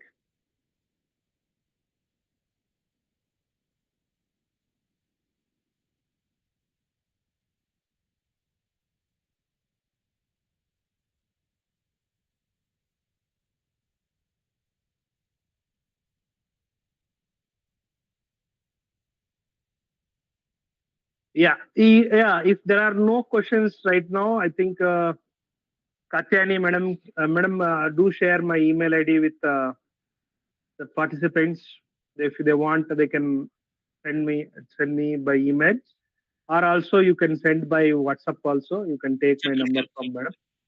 ఏదైనా questions అడగండి sir చాలా కాలం చెప్పారు ఎట్లా చెప్పారంటే sir చెప్పాలంటే మన పెద్దవాళ్ళు చెప్తుంటే అర్థకంటే వచ్చి పెట్టేది అంతకంటే యూజ్ చేసి సబ్జెక్ట్ చెప్పాలి సార్ కోర్సు రెగ్యులర్ గా అడుగుతుంటాం హైయర్ ఎడ్యుకేషన్ ఎమ్యూనిటీ చెప్పిన వాళ్ళు రెగ్యులర్ ఆ కోర్సులో సార్ చాలా చాలా మంచి ఫ్యాక్టరీ అసలు మనకు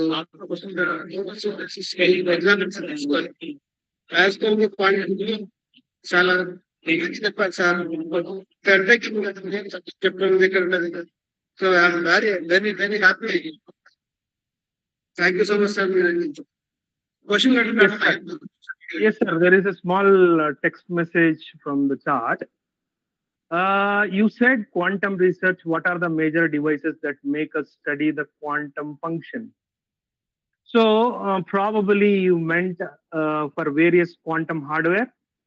So various quantum hardwares were here itself. I am showing you. There is something called transmons. This is called the first chip, first diagram. It's IBM quantum chip. The right side, right corner on the top, it is photonic quantum chip. And the left corner, the bottom, is a trapped ion. And the right one is NV centers in diamond. So these are the various ways we can realize quantum memory, and then we go on to do quantum chip and quantum computer from there. Okay. So there are various possibilities. From there you can come up with a quantum computer. Okay. Okay, how do we measure the qubit according to the example of string? Okay, how to measure? So for measuring, it's also there is another gate operation kind of a thing is there. You can just check how a quantum state is existing in particular state. So when it comes to measurement, it is called a measurement operator was there. So the measurement operators are actually constructed from the same quantum bit states. See here, 0 ket is there. You take outer product of them. It's just like 0, 1, sorry, 1, 0, 1, 0. So it is going to create a matrix. So this is a matrix measurement operator. So using the bits, you can create a measurement, and from there you can do a measurement operation on the paper. When it comes to experiments, people use something called a readout qubits. To read the information, you have another qubit. Okay, right? So yeah, so that's about it. Thank you very much for a wonderful opportunity. So you can look forward for a very good application oriented talk in the coming few minutes time. So once again, Katyain madam, thank you very much. You can take over. Thank you so much. Thank you, sir. Thank you so much for your valuable sessions and explanation of basics of quantum. Sir, it having the because of two simultaneously running on box, sir. That's why you get the clarity, not clarity. Please excuse that one. Any questions in offline students? Want to ask any questions? Offline students ఏమైనా questions ఉంటే అడగండి sir. ఇక్కడ వచ్చి అడగచ్చు. Sir, our students are very clearly observed your PPT, all these terms. That's why there are no questions, sir. They are very interestingly listened and clarified their notes in talk. So that thank you so much for the deep explanation of the basics of quantum. Thank you once again, sir. Okay, ma'am. You welcome, ma'am. Thank you so much, sir. Thank you, sir. In quantum technology,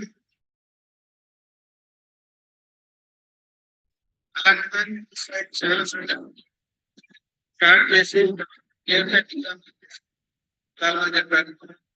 so thank you so much. My students and other faculty, I thank you a lot, sir. Thank you so much, sir. Thank you.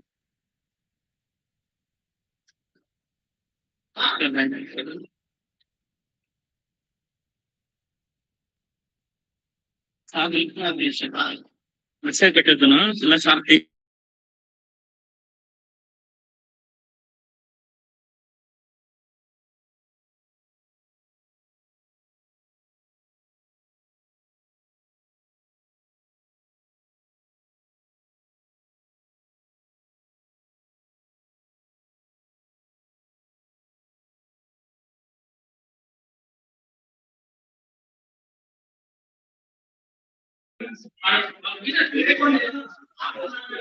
Sir, Aswath, sir.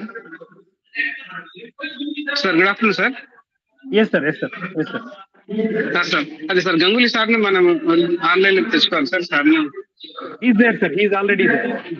Already there, sir okay sir okay sir sir power point ఏమన్నా Srinjoy, are you there?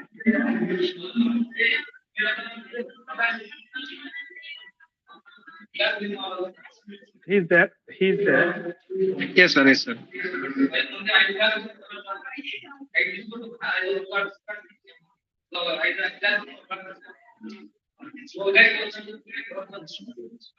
Sir, request Ganguly sir to share, sir. Sir, please make him a host. I think not required. I think Srinjoy, can you just share the screen? Yes sir. Sir screen share చేస్తే ఇంకా తర్వాత ఒక 5 minutes మనం start చేసుకుంటాం. Yes, yes, yes. I'm just thinking to you. Okay sir, thank you sir. Srinjoy, please go ahead. Share the screen. I think once you are through.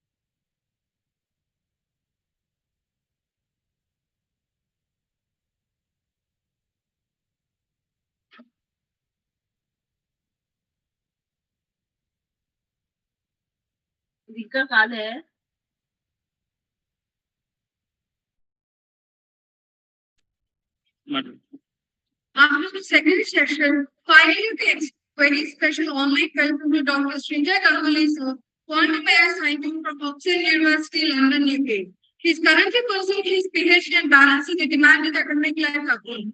Yet he has graciously joined us despite his packed schedule. So your participation truly adds an international dimension to the symposium. Now I invite Ramesh to take us through the meanwhile of Dr. Srinjoy Ganguly's time. Dr. Srinjoy Ganguly is a quantum AI researcher and academic with extensive experience at the intersection of quantum computing, machine learning, and drug discovery. Currently pursuing a PhD in quantum computation and communication at University College of London. He has demonstrated strong expertise in designing hybrid quantum classical models and advancing these applications. He previously served as lead quantum AI research scientist at Fractal Analytics, where he led cutting-edge research on variational quantum algorithms, quantum bells, and quantum graph neural networks, achieving measurable improvements over classical benchmarks in drug discovery and molecular modeling tasks. He work includes optimization quantum pipelines on real hardware platforms such as IBM and multiple systems. In academia, he has contributed as an adjunct faculty member at Oxford University, where he developed and delivered advanced curricula on quantum computing and quantum machine learning, and as an associate supervisor with the University of Southern Queensland. Dr. Srinjoy is also active and active contributor to the quantum ecosystem through publications, invited talks, mentorship programs, and widely encouraged online classes such as the 25,000 plus learners across platforms like Udemy and Coursera. His research interests span quantum machine learning, quantum chemistry, quantum natural language processing, and scalable quantum architectures. He has authored multiple IEEE and international journal publications with 40 citations, including few internal research accepted at London 2026 and IIT Delhi 2025. He has served as a reviewer for IEEE Quantum Week, reviewed books for Factor, and is an IBM Quantum Challenge participant and a PhD advocate, along with delivering invited talks and mentoring students in quantum research. With a blunt research of teaching and industry experience, he continues to drive innovation in quantum technologies while contributing to education, mentorship, and thought leadership in the field. Now, I request Dr. Srinjoy Ganguly sir to take over the section.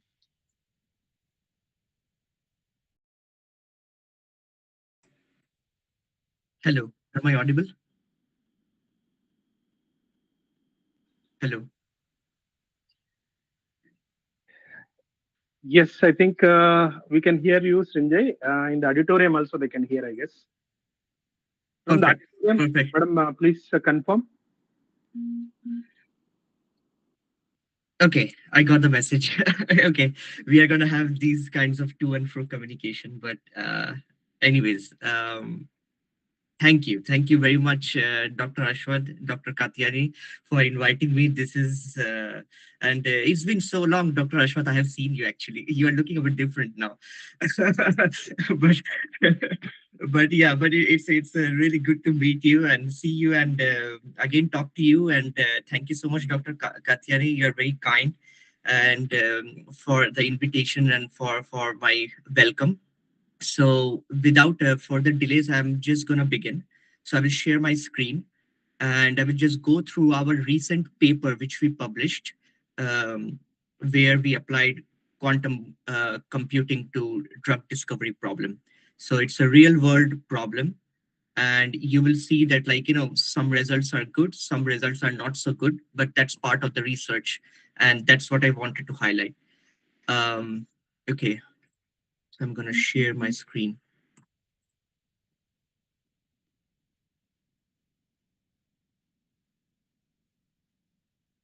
Okay, just give me a moment.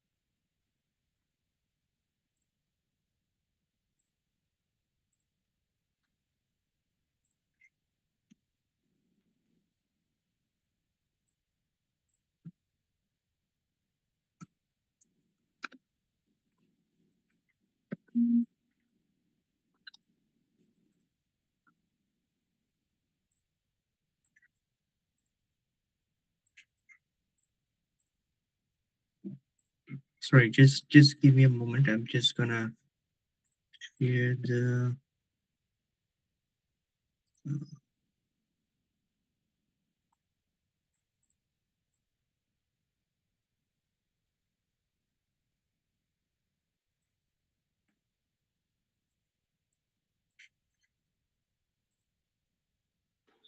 Srinjoy, you are not able to share the screen.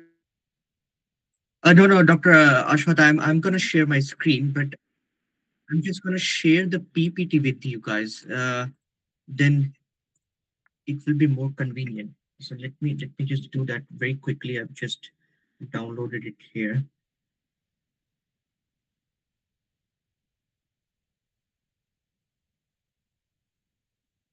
Okay, okay, almost done.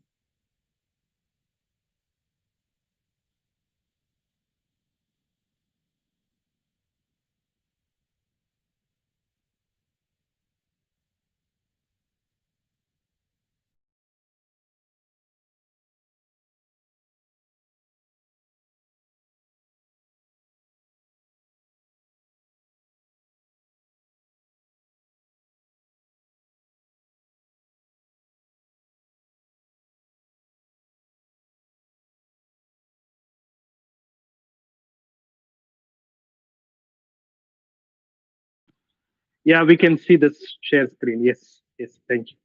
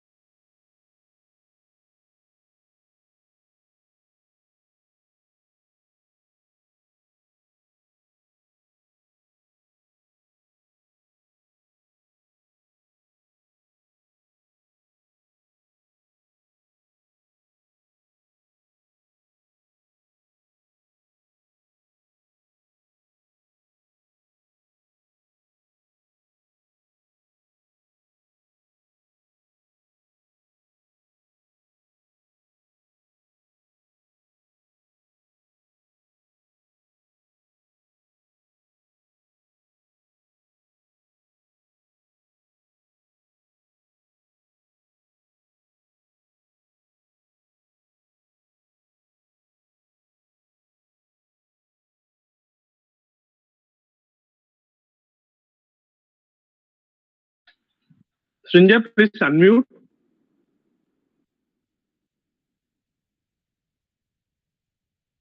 No, no, we are able to see the screen. Yeah, Can you hear me yeah. Now we can hear. Till now, no. now? Am Now, I yeah, audible? yeah, yeah, yeah. Please go ahead now. Perfect. Okay, okay, okay. Sorry for the confusion. Okay. So what I was saying is that, like, thank you so much for inviting me for this talk. This work which we have recently completed, the part of this work was done by Pratik, my colleague, who is unfortunately not with us. But he did a lot of hard work on this idea in 2022. And then, due to some delays, we were not able to publish this. But recently, we were able to publish it after working on it last year.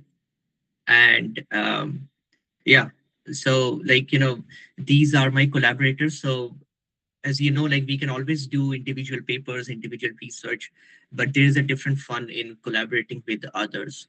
And for this project specifically, Shalini, who is leading the quantum team at Fractal, uh, she and with Param Pathak and Krishna Bhatia, uh, we worked on this together, and, like, we fulfilled Pratik's dream, which was to get into a top journal publication. Um, so what's the roadmap? So I'm gonna cover, like, how we can use, like, quantum classical generative models for drug design, and the roadmap will be a simple problem framing. Then we discuss the methods and the patched quantum circuits. Then we see the core results. Then we also see, like, how the model performs under simulated noise. We didn't got a chance to run it on quantum hardware, but at least we were able to simulate the settings of a quantum hardware by simulating the noise. And then we discuss the main part, which is like how strong this is in terms of chemistry. So you will see it's not totally very strong, but that is kind of what we expected, because like these models are not as mature as the classical models, and that's why more research needs to be carried out. And we are also going to of course infer what do we understand from these chemistry results, and potentially how can we make them better. So so so the motivation is as drug discovery takes a lot of time. um, you need like several years of research to go through very large molecular structure space, which is about 10 to the 60 to 10 to the 100 chemically feasible structures. That's a huge number if you imagine.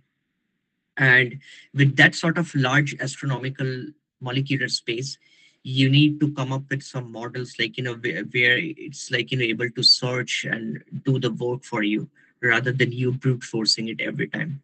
So that means this sort of model which you want to generate, it should be able to check for the diversity, or the novelty of the molecules it is generating. And since the molecules which you have even also studied in your school, they are essentially just graphs. You can just represent them as graphs with graph edges and nodes. And that's why graph embedding is a technique which we use a lot in molecular chemistry, and even in computational chemistry, and even in quantum chemistry as well, because that's one of the easiest way to represent your molecules. And and the thing is then if you have these structures, you have these molecular structures embedded in graph now, and they form some sort of a distribution, then from this distribution you can now then optimize the property of the model, so that it predicts a better outcome for you. And here specifically I'm talking about generative models, um, which are generative adversarial networks to be specific. Because here what you have is a generator.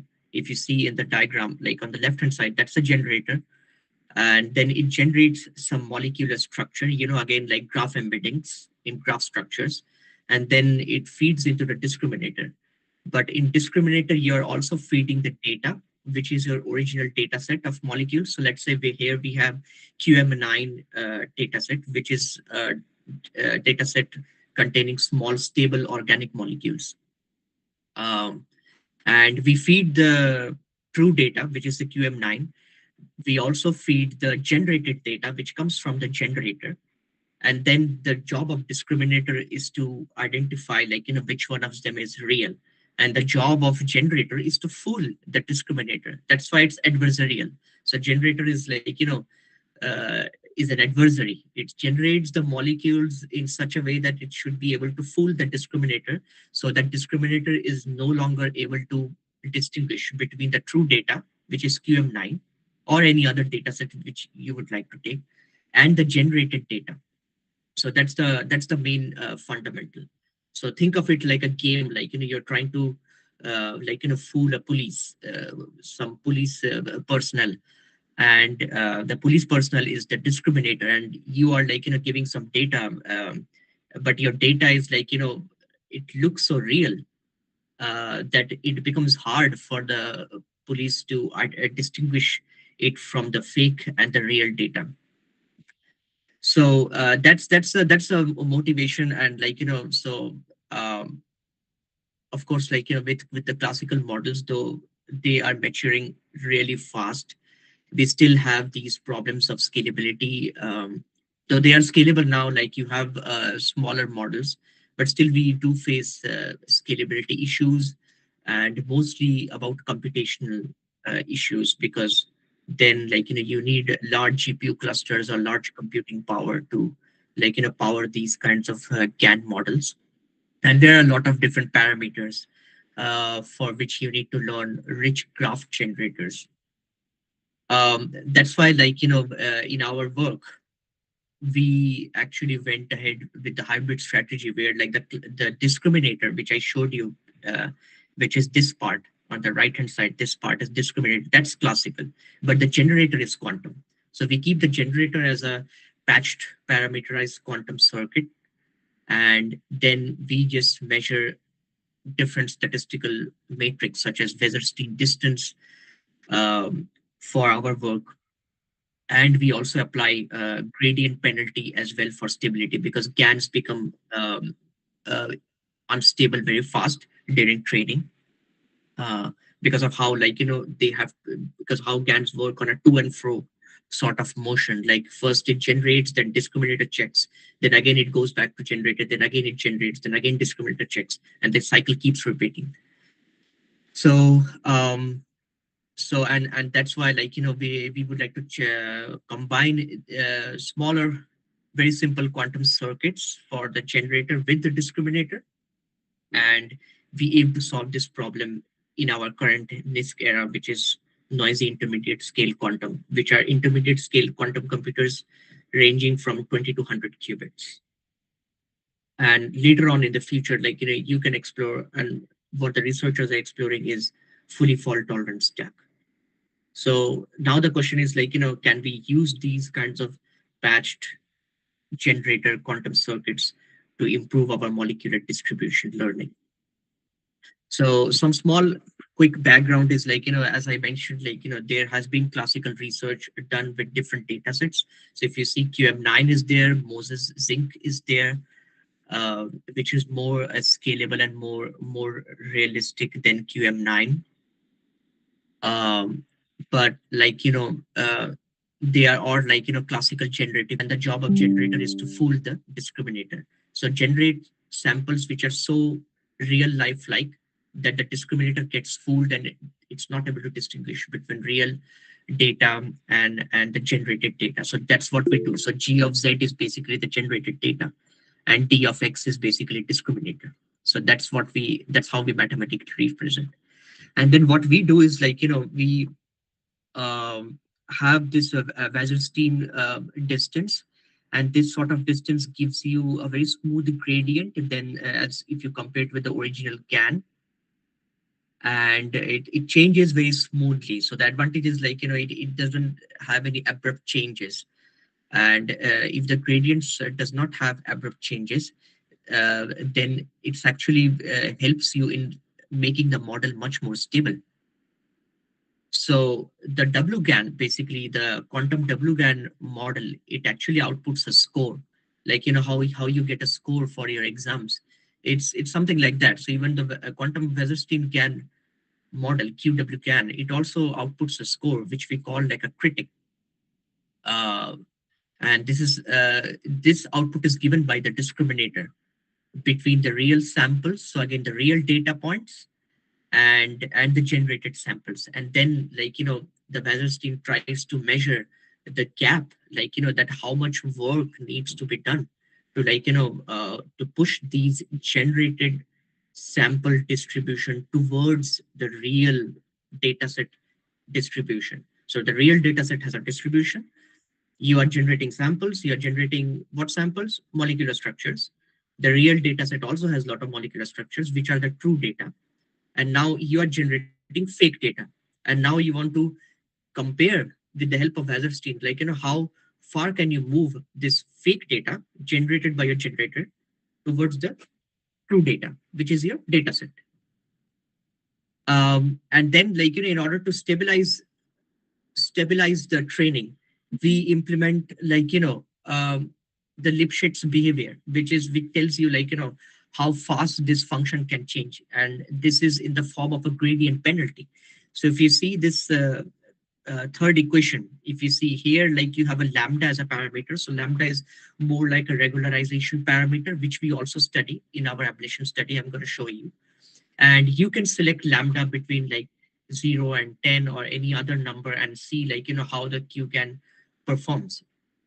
And the performance is measured by checking the Weserstein distance, whether the Weserstein distance is closing, means it's reducing or not. If it's increasing, that means the generated samples they are going far from the distribution of the real samples, which means the generator is giving you more fake outcomes. It's not able to really mimic the true data set. And then gradient penalty is a way to control the behavior and then see the performance of the model. So as I mentioned you, so we have a patched parameterized quantum circuits.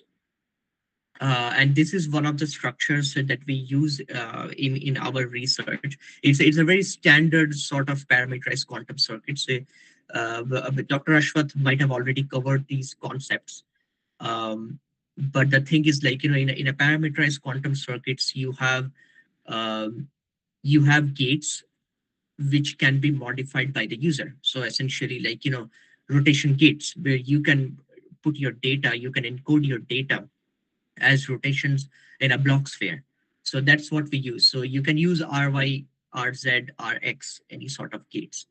And then readout has been already explained. So I'm not going to go into the quantum computing basics because I believe that has already been covered today. But you should be more familiar with this circuit. And this is the C naught gate which you have in between. So C naught gate is used to create entangling operations between the qubits, and that gives them that's how quantum computing is essentially different from classical, because entanglement is something which you cannot really do on a classical computer but only on a quantum computer. So you can of course simulate, but there are, of course, I mean, I'm not going to go into that, but there are entanglement as a resource limitations and so on. You can simulate with classical but only up to a certain point, but you cannot really do an entanglement with the classical. So we use these circuits. So this is important to note that this is like one layer. So if you see, if you see my arrow, it starts from this get 0, all the states, then it goes through all these gates, RY, RZ, C naught, etc. And then just before measurement, that's your one layer. Okay, this is like a one layer of PQC. Okay. And then what we do is we make patches of these. So patches means so we basically divide this into two parts. So like 2 qubits. So only like the first and second qubits. And that's called as one patch. Then if you have like another 2 qubit set, that's another patch. And then there can be another one, patch 3, patch 4. But each can have like this sort of a layer of RY applied, RZ applied, then C naught get applied.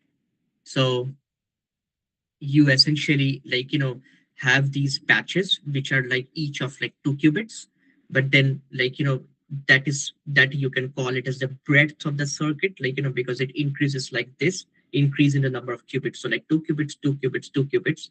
And then you also have the depth of the circuit, which is which you are seeing horizontally. So vertically you have this breadth, and then horizontally you have the depth of the circuit where you have these layers, RY gates, RZ gates, RY gates again, and then C naught gate and so on. So that's the difference between a patch and a layer, because this is going to come up. So because our circuit is based on 4 patches, the most optimal circuit that we have got is having 4 patches and 2 layers. So 2 layers means this RY, RZ, RY, this C naught, and this structure is repeated again. So again, here you can imagine just before measurement, again RY, RZ, RY, then C naught is repeated. So that's a layer. So here, the 3 architectures very quickly. So this is the architecture in the middle. If you see, we have the drug fragment information. We give it to a parameterized quantum circuit, and then it predicts some graph structures. They are nothing but molecular structures, as I have already explained to you. And then if you see real and fake, so real data comes from a data set. Here we have used QM9, as I mentioned you, and the fake comes from the generator, which you now know, and it's fed into the discriminator, and then you compute different sorts of matrix. So this is like a standard model which was uh, used before by IBM. Then what we do is that, like, we have applied Wasserstein distance to this sort of model, and then Wasserstein with gradient penalty.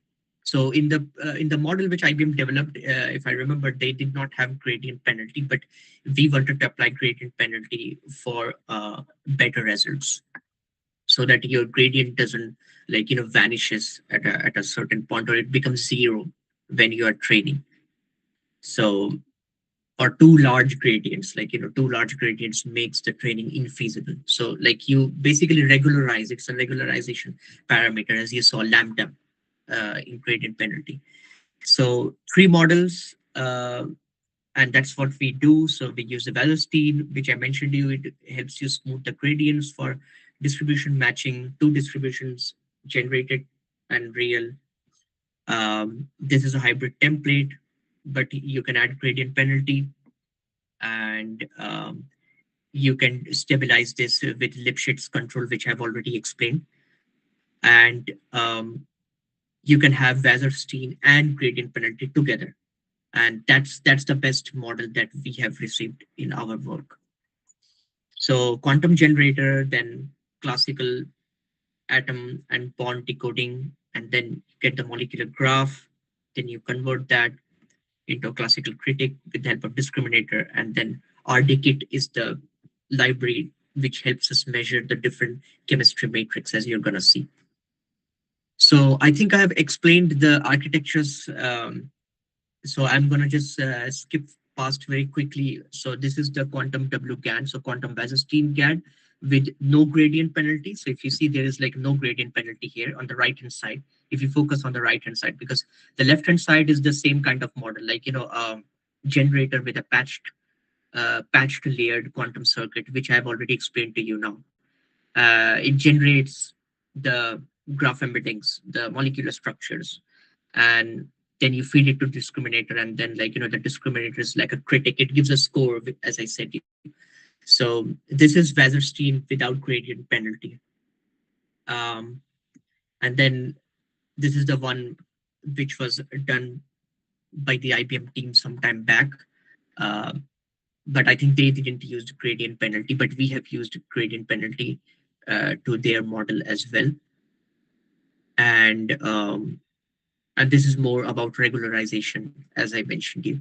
And this is the model, like, which is our reported model. So if you remember, I was saying you a couple of minutes back that P4L2, so 4 patches and 2 layers. So each patch is of 2 qubits. Again, go vertically, 2 qubits, 2 qubits, 2 qubits, 2 qubits, 4 patches, 2, 2, 2, 2. And then with each patch, so for this 2 qubit on the top, it has 2 layers. So again, if you remember that layer which I showed you, RZ, RY, that structure, it repeats for 2 times for each of these patches. Okay. So I hope that that's clear, but, like, in the end, we can take questions if there are any doubts. But for that model, 4 patches and, like, each patch having 2 layers, we do the Wasserstein and gradient penalty, and that's the model which we have got as the best outcome. So I think this is just an explanation of the patches and layers, but I think I have covered it.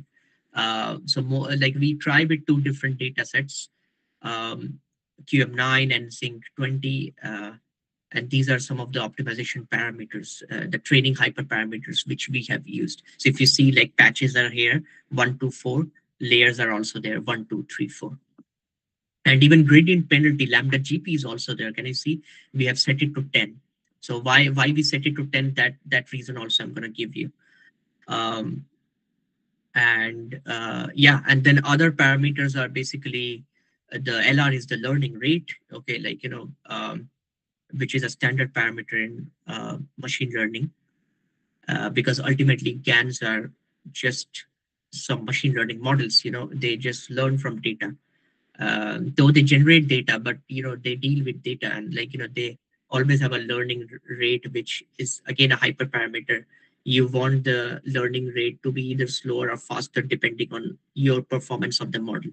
And it depends for each and every individual on what sort of problem they are working on. So, yeah. And then, sorry, and the batch size is like, how many molecular samples are taken at a time. Because if you remember, like, these are all distributions, and you cannot have one data point and make a distribution. If you want to make a distribution, you should have several points. So here you can imagine, like, 64 molecular samples are taken at a time for training. So these are some of the questions that we asked, like how sensitive is gradient penalty lambda, then does the hybrid model match QM9 better than MolGAN, and some other questions which I covered before. So let's go to the results. Now what we do is that, like, we compare the freshet distance model. So freshet distance is nothing but, like, having assuming the distributions to be Gaussian in nature, and then just, like, having a comparison between them, how close the distributions are. And Wasserstein is more about, like, how much work you need to do to, like, move this generated distribution towards the uh, the real training distributions. It's about movement. So Wallerstein is about movement. That's why it's also called Earth movers distance parameter. If you check any statistics books, you will find this information. But it also called Earth movers because it's a transport based, whereas Freshet is more about, like, having the feature distributions as Gaussians, and then you compare between those Gaussian probability distributions. So that's the difference. Um, so we actually see, like, so I think this is pretty straightforward from the graphs, and anyone can deduce, like, what's happening in the graphs. But if you see, if the graph is going lower, that means, like, the distributions are going to slowly match each other, which is good, which is what we want. You know, we want our distances to reduce as much as possible, because that means, like, you are having your generated distribution, the generator, the fake one, is slowly becoming like real.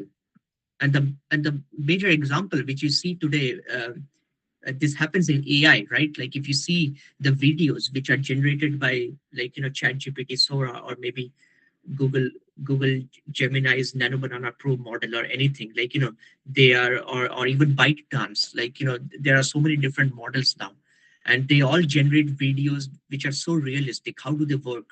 GAN. GAN is the fundamental behind them. It's the generator which keeps generating those image samples. So here we are generating molecular samples. There you generate image samples. And from image samples, you basically create a collection of frames, because a video is nothing, it's just collection of frames moving very fast per second. So that's why you generate a lot of these frames. But, like, it depends on your training data, like your true data, like, how well you have trained the model. And the more well you train the model, the more realistic the outcomes look. That's why sometimes it becomes very difficult for people to identify what's AI and what is not AI, which means that the generator is becoming so much capable in fooling the discriminator. You can consider yourself as the discriminator, who is a critic. You can give a score.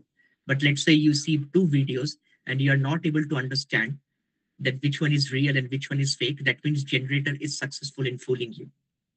So same concept. It's the same concept we are applying, but for molecular samples. But it's the same fundamental. And if the distance is reducing, that means, like, the distributions are matching closer. That means, like, you can no longer distinguish between the fake and the real. So the fake is becoming real. And these are just some numbers. So there is a large table in my appendix. I can show you in the end, but this is just a small version of that table for different parameters which we check for drug candidates. So that will make a bit more sense when I'm going to show you later, like, what parameters we are taking. But essentially, like, we are taking, like, quantitative estimate of drug likeness, which collects a lot of different molecular factors and biological factors into account to predict that how your drug is your drug real or not, is it really drug like or not. And log p is the octanol coefficient, which tells you about solubility. And then there is a drug candidature score, where you really judge based on all the parameters that whether this is a suitable drug candidate or not, which means, can you use this for synthesis? Is it valid? So valid score. So valid score is it's very intuitive, right? You can understand valid score means it's going to check the validity whether it can work in a real setting or not. Unique score means that whether the generated drug samples from your model QWGAN with GP, of course, we are now on the best point, GP. So QWGAN with GP, is it gonna is it new? Essentially, it's unique. Is it new? Is it something which does not already exist in your data set, QM9 or either zinc, any of them? Is it something entirely new? So that's what you're checking with unique score. um uh One small clarification. So HG, you might be wondering what is HG. So QWGAN is quantum Wallerstein GAN. HG is hybrid generator. So hybrid generator means it's just as I said, hybrid combination of classical and quantum. Quantum is generator, discriminator is classical. So that's why we name HG, hybrid generator. And GP is gradient penalty, as you know. P4 is 4 patches, 2, 2, 2, 2, 2 qubit, like that. And L2 is layers. So if you see so we compare with MolGAN, which is a classical molecular GAN, basically not quantum but molecular GAN, and we get some results which are which are nice as compared to the molecular GAN at some aspects, if you see. um, and um, and so here it looks good that okay, so we are happy that quantum WGAN with the gradient penalty is performing very nicely. But then the reality strikes, and we are going to go to that. It's not always rosy all the time.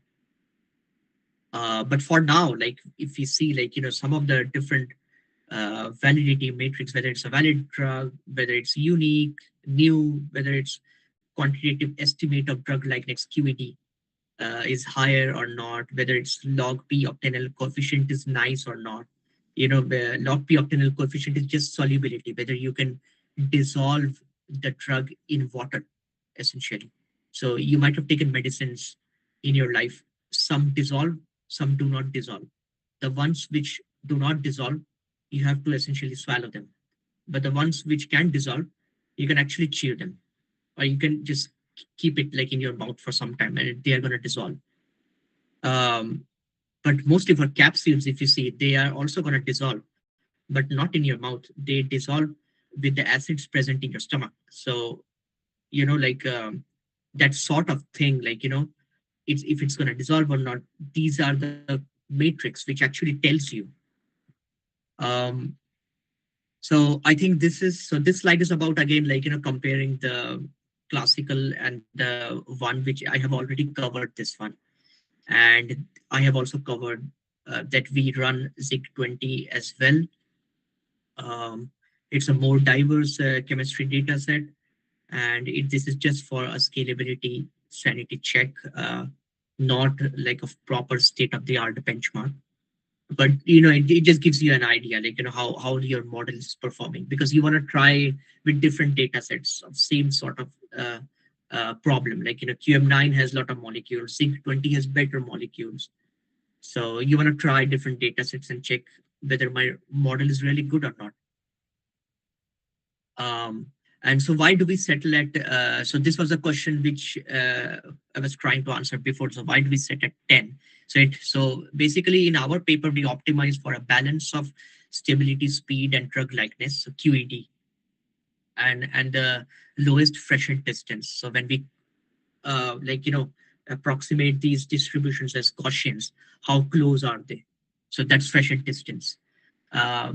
And so we found that if we under regularize, so if we have the lambda value as 0.1, because lambda value is gradient penalty, right? So if you put a very less gradient penalty, then the training becomes unstable and it's harder to get a nicer value. So if you see, like, the Freshet distance, the Wasserstein distance, the stability, for iterations, for validity, QED, and the drug likeness, all these scores for 0.1, they are not really so nice. But if you see, for gradient penalty 10, we also try between 50 and 100. And like, it's not like that everything improves. If you see, like, you're at 50, only one improved, which is like Wasserstein distance, but the others are not really improving. And again, same for 100. But at 10, we can see multiple of them actually improve. The drug likeness has improved, the validity has improved, the stability has improved, and so on, and the Freshet distance as well. And the Wasserstein distance is not too bad. It's okay. So that's why, like, we chose lambda is equal to 10 as our default for the experiments that we do. And again, like, for ablation studies, where we have compared, like, different patches, take patch 1, layer 1. We take patch 1 with layer 2. So patch 1 means like only like a single 2-qubit circuit, only one. Okay, patch 2 means 2-qubit, 2-qubit, two of these circuits. Okay, but with different layers. So we found that, like, with P2L2, we actually get a better Freshet distance, but we went ahead with using P4L2, like this one. And you might ask, why do you want to do that? Like, when P2L2 is giving you better matrix. So that's just because of scalability, because we wanted to check if multiple of these quantum circuits with 2 layers, like, how much stable they can be, how much scalable they can be, how much can we extend them, and how do they perform with noise. So so that's one of the things, like, what we understood is, like, that if you have more patches or a lot of layers, that does not mean that it automatically becomes better. So that's one insight which you can take from this. Then we go on to noise analysis. As I mentioned to you in the very beginning, we didn't ran on a real hardware due to some constraints, but we simulate the noise. We simulate the noise with some percentages, like 0, 1, like, a percentage of noise. And for each noise, like, we simulate, we just measure our models. So for depolarizing noise, you basically have just random Pauli errors, like, Pauli X gate error or Pauli Z gate error. Then for amplitude damping, basically it's about, like the strength of your qubit, the amplitude of your qubit, like, how it decoheres, like, how it, like, slowly starts decaying.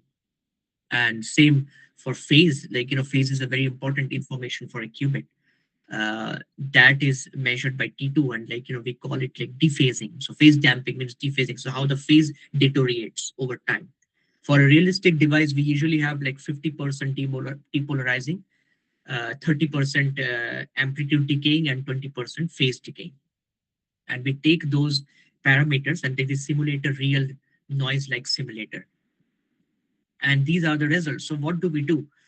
So we checked for quantum GAN with gradient penalty, which has Freshet distance.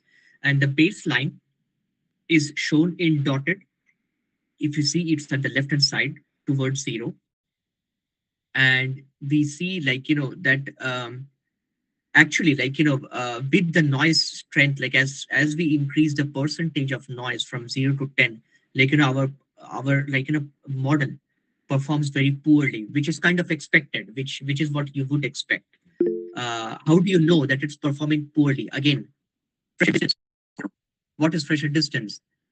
Just like, having like, having your distributions like Gaussian, and then, like, measuring the distance between them. And as I mentioned to you, measuring the probability distributions, and if it's getting closer and closer, that's what you want. But if you see it's going farther and farther, if you see this is like around 24 or 23, it's around here, right? And then if you see this is the lowest one, so we want lower distances, both for Freshet and Wallerstein, this is true, right? Because that shows you that, like, yeah, you are really getting close to the generator samples are really getting closer to real life data. So that's what we show for both the models, and this was the best model, as I mentioned, a QW GAN with gradient penalty and 4 patches and 2 layers.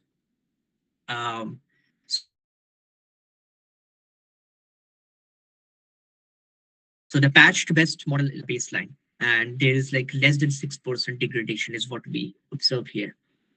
And this is just the same information, but in a tabular fashion.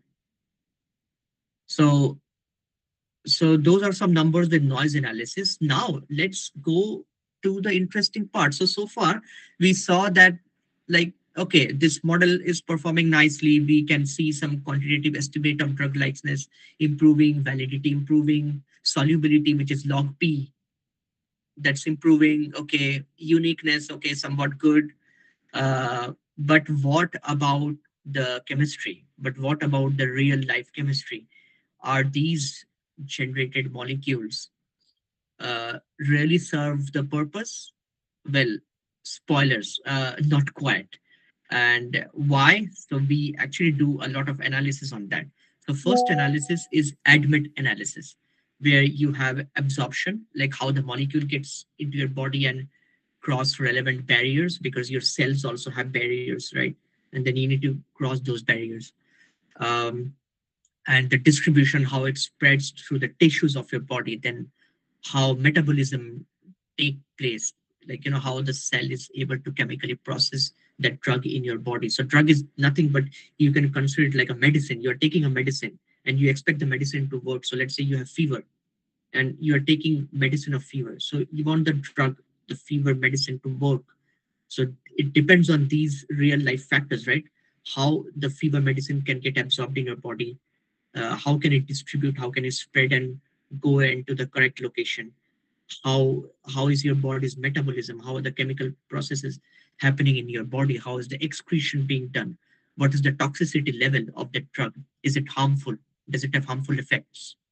So like for any medicine, any drug taken too much always have some toxicity, harmful effects, because you cross a certain threshold and then it becomes toxic. So the first is, like, about log P. So I think log P I have already mentioned is just water solubility. And if you have more score, that means, like, you are going closer towards solubility.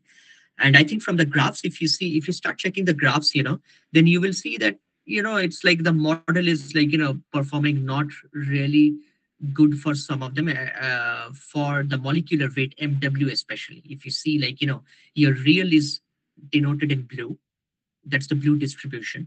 Okay, and this is what I mean by distribution, by the way, if you were wondering what is distribution. So something which looks like this, these are, like, just collected samples, and, like, how they vary. So that's your distribution. Essentially like a probability distribution.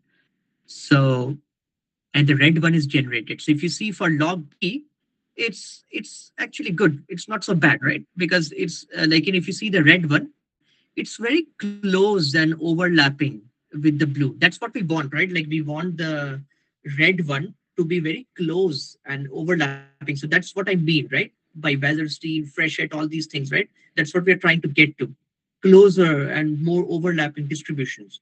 So if you see for molecular weight, which is nothing but, like, it's just like, how heavy your molecule is, literally. So it's so if you have like two small molecules, then, like, there are chances of getting it into fragments. So, like, they break apart, basically. They break into fragments. But then, like, if you have two heavy molecules, then that is kind of hard for your body to digest, right? Because then the permeability threshold is not crossed. So it's not really absorbed by your body if it's too heavy. And if you see, like, our model is unfortunately not performing well in that parameter, which is molecular weight. But in TPSA, which is like the polar surface area, okay, which is about, like, which tells you about, like, how your intestines like, are permeable, like, the permeability of intestines in your stomach. If you have like TPSA like too high, then you will of course have like a lower permeability, right? Like, because intestine will not be able to really absorb and take it into the bloodstream. But then if it's too low, then then it's not soluble at all.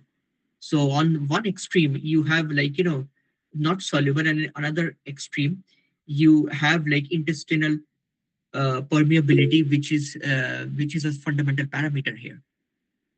So you want your TPSA also, but for the TPSA, it's not too bad. It's like you have the distribution, the real from QM9, everything is from QM9, and the red one is, yeah, it's overlapping. If you see, you can see the dotted ones. So the dotted ones are basically, it's like the center of mass of the distribution, basically the dotted lines, the blue and the red dotted lines.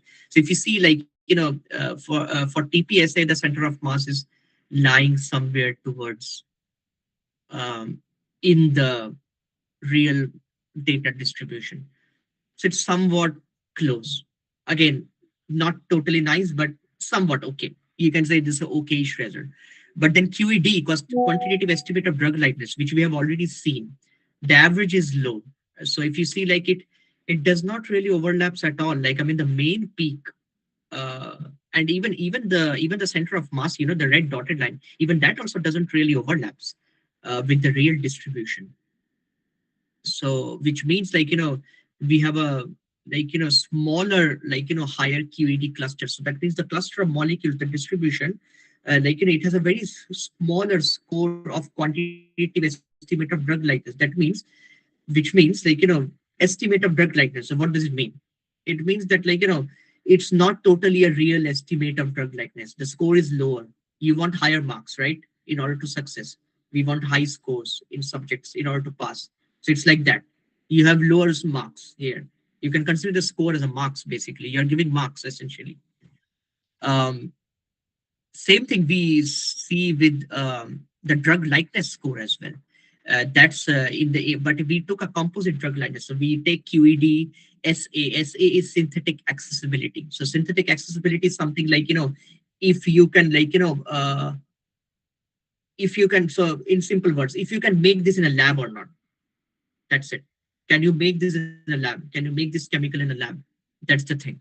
That is SA. And there are other parameters like Lipinski. So TPS I have already explained. Toxicity I've already explained. HERG we will see later, but HERG is something related to heart. It's something related to cardiac. Okay.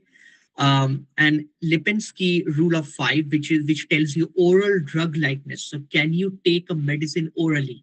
Which means that can you keep it in your mouth for some time and your mouth does not start to swell or any other bad reaction happens. That's Lipinski RO5, rule of 5.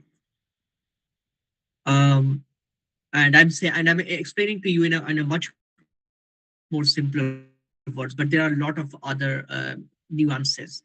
But if you see, that also is not totally very strong in our model.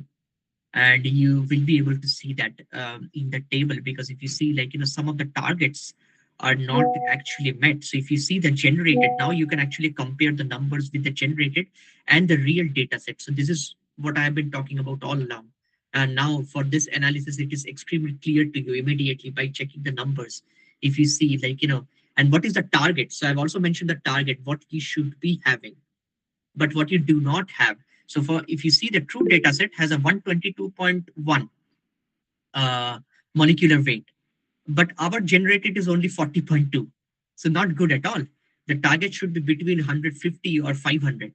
So even for QM9, if you see, it's a little bit below the target, but still very close to the target, very close to 150. So far better than what we have generated. Same for log P. So what's the point of this? You may ask that, oh, the model is not performing good in real world matrix. So then what's the advantage of having this kind of model? To be honest, no advantage. But that's the part of research. Research means you explore, you investigate, you come up with new models, you investigate whether they work or not. They are going to work on part of research. And that's what I'm trying to show you here, how a real research is done on a real problem, which is drug discovery, which is one of the most difficult problems right now for pharma companies because of the number of years of research and the money it requires. So if we can have a quantum model which can actually improve on that, then that would be really good. Okay, so if you see, like, for the target, we should have a RO5 pass of like oral drug likeness should be about like, 100%. Can you imagine? That should be 100%. But our model passes only like 25%. But QM9 passes 99.4%. So very impressive. So in this way, like, I have shared the slides with Dr. Katyayani, and like, she's going to share with everyone. You can take a look at these table and identify, like, and maybe come up with something else, because there is a lot of cutting edge research going on, which I'm going to discuss later. And these are the same Lipinski rule of 5 in terms of graphs. And there is toxicity analysis as well. So if you see, like, the generated is the average alerts per molecule, structural alerts is much more higher, which means, like, the molecule is not really, like, closer to the real world, the QM9 data set. Um, we also take into account, like, the mutagenicity, which basically it just tells you about the structural warnings. If it can be DNA reactive, if it can cause DNA mutations, like you have in cancer, in cancer, some deadly cancers, they actually mutate your cells, and even they can react with the DNA, which is your core, like, DNA is the main fundamental acid, which is, like, responsible for your life. So and mutating DNA is extremely dangerous for your life. So that's why, like, we check the drug from all angles. You can see, like, we are covering all sorts of things. Can it dissolve in water? Can it be taken orally? Okay, like, can it dissolve in the body or not? Like, everything. Can it cause cancer or not? Can it mutate DNA or not? Like, can it have a heart risk, heart disease, or so can it cause heart disease in the long term? So we are taking into everything into account. If you see, for a real drug, that's why this problem is very hard. You take into account so many different sorts of parameters, so why it's hard to develop a drug, like, which is very optimized. And that's why it takes tens of years of research to get these things into picture. um, and then next, so this was the admit analysis. Then next we do a scaffold analysis. So scaffold is just like a scaffold, like you have a core molecular structure, like, let's say, the ring system, which I showed you, the benzene ring. And, like, there are other molecules which are connected to that ring. They are more like side chains to the main core. So what we do is, like, we create a molecular scaffold. So we remove the side links with the decomposition algorithm, which I've shown you here, Bemis-Markov scaffold decomposition. So what that algorithm does is it removes these side chains, but it preserves the core framework, the core structure, and the connectors and the connecting linkers. And yeah, so essentially what we have is the main framework of this molecule. And then we convert each of these into standard SMILES representations. Okay, so SMILES representations is also, what is SMILES? So SMILES is basically, it's a way of writing the molecules as a text so that you can feed it into your ML models or whatever other models you are training. Okay. So let's say in a text, so let me give you an example. So let's say carbon is written as C, nitrogen is written as N, and maybe, like, the bond between them can be written by a dash. So using texts, basically using texts to denote, to represent the molecular structure, because then with that sort of representation, when you're able to denote it with text, then you can feed it into your model easily. Uh, we do so for each of these scaffolds. Now we also measure the average size, like, in terms of, like, heavy atoms. So basically how heavy these molecules are, and how many and of course with many atoms, like, if you have, let's say, like, zero like heavy atoms, then that means you do not really have a molecular framework, like a core structure. So and you do not want that, of course. Like you do not want a scaffold with zero heavy atoms. You at least want some atoms, right? So so the observation that we made is like, for this scaffold, like, there were 0%, like, so there were like no new scaffolds at all. So all the molecules, the structures which were generated by the QWGAN, gradient penalty GP, no, like 0%, like there was no new scaffold at all. You would say, okay, this is very bad. I said that, yes, of course, very honestly, this is bad. But again, as I said to you, it's research. You have to do the analysis. Until and unless you do the analysis, you would never know like how your model is actually performing in real world. So it is 0%. So it's not good. It's not good. Of course, it's not good. And this is an unhappy result. But of course, it's a result. Whatever that is, whether happy or unhappy, we don't care at this point. It's a result. The point which you should be talking about is how can we improve from here? That's the point we should be talking about. So if you see only 30% of these generated molecules actually, like, they are falling inside our paper's drug-like qualities, the log P, which I mentioned you, the solubility and the topological polar surface area, TPS. Whereas for QM9, it's actually 80%. So QM9 is very good. But of course, it has to be good because that's our true data set. If the true data set is bad, then your generator will be always throwing bad samples, which means the quality, and this is a very important point, the quality of your training data should be absolutely high and unbiased. That's the most important message. So yeah, so I think, like, so what we find is, like, that the outputs collapse onto a degenerate scaffold family. So there is like a same looking, like, molecular structure like degenerate, which are like same level molecular structure family, and therefore like it's not able to build meaningful frameworks. So that's the meaning of the scaffold being generated and not very effective. So essentially, we do not have, like, the generated structures, they do not have a core framework to be drug-like or to support, like, solubility, log P coefficient or TPSA. Then next we do fingerprint analysis, where, like, it's essentially like, again, it's like a sort of an encoding of a molecular structure into a length, and usually in binary terms. So instead of, like, you storing the molecule as coordinates of graph, which we were doing, of course, you want to know whether there are any structural patterns because you want to learn about the structures, So you want to see, like, if you can really get something from the structural pattern. So here the molecular footprint is nothing but a structural pattern. And we do that analysis as well. And if you see, like, the green ones are generated.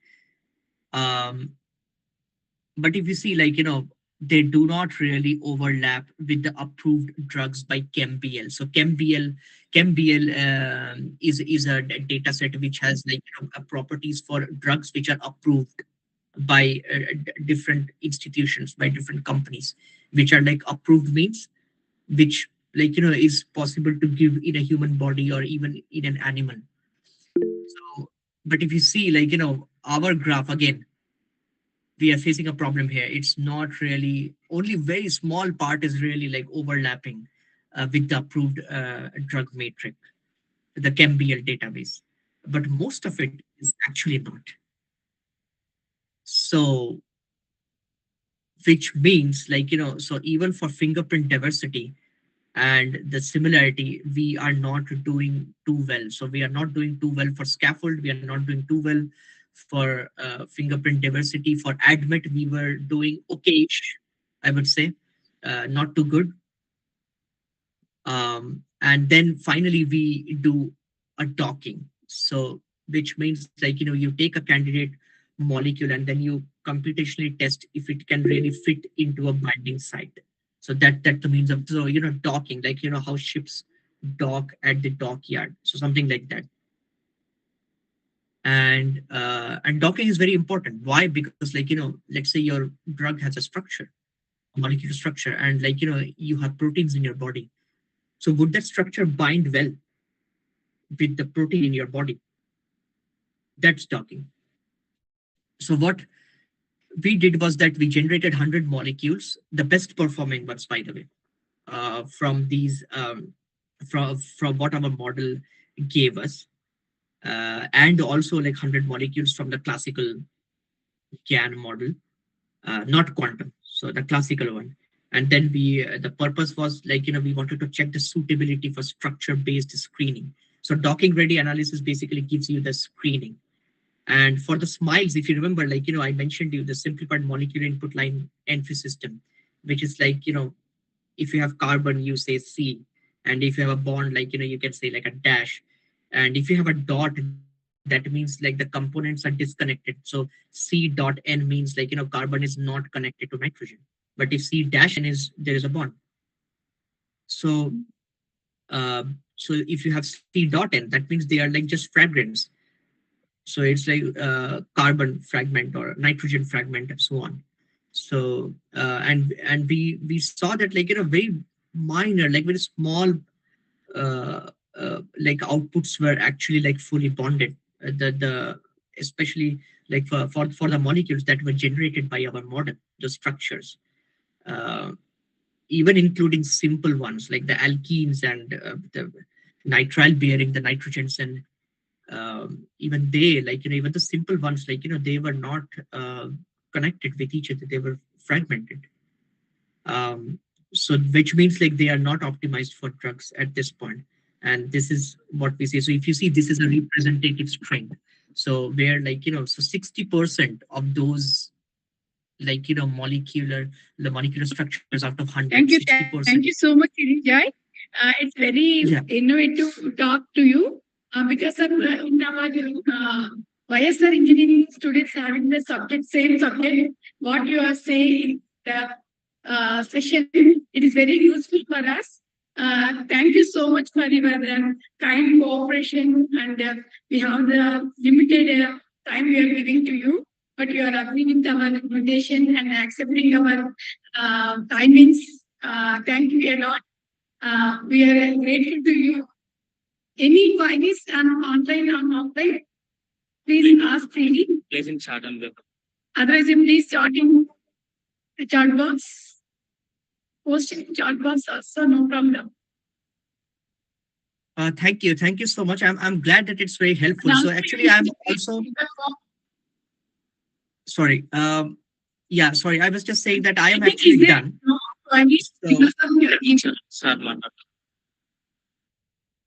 Sorry, I can't hear you.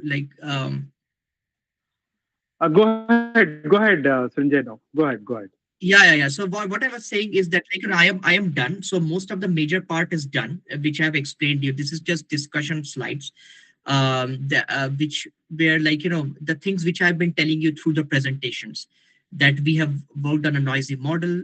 We have a hybrid adversarial training. We have better diversity than MOL-GAN, but again, at the comprehensive chemistry diagnostics, we fail. Uh, Definitely for scaffold novelty and fingerprints, for the docking as well. And we did somewhat okay for ADMET analysis, but again, okay, it does not work, because in real world you need to be really sure, because you're going to use these drugs on either animals or humans. So yeah, so and then I just wanted to say about some future scope very quickly. So what you need, so since you saw that the chemistry performance is really not good with the model, that means you need to have more chemistry aware generation, so that the generator knows and corrects itself in real time, that okay, this sort of parameter like scaffold is not giving the generated structures are not passing the scaffold test. So that means it can regenerate again, so making the generator more aware. So that's one of the goal. Then more sort of optimization is needed for medicinal, by keeping medicinal chemistry constraints in mind. We can do quantum engineering, of course, but again, For quantum engineering, we would like to, then you should be focusing more toward tolerant or like fault tolerant machines. Of course, if we saw that like it's not always about having like so much breadth or like so much layers, so much depth. So again, too large circuits really does not help. You have to really check like, how how your model is able to capture the essential information from the structure. And for that, there are Thank you. different Thank you so techniques. much. There are Once different again. research And now which is we being are done. in that one we are going to the program. Please, students stand up. National anthem.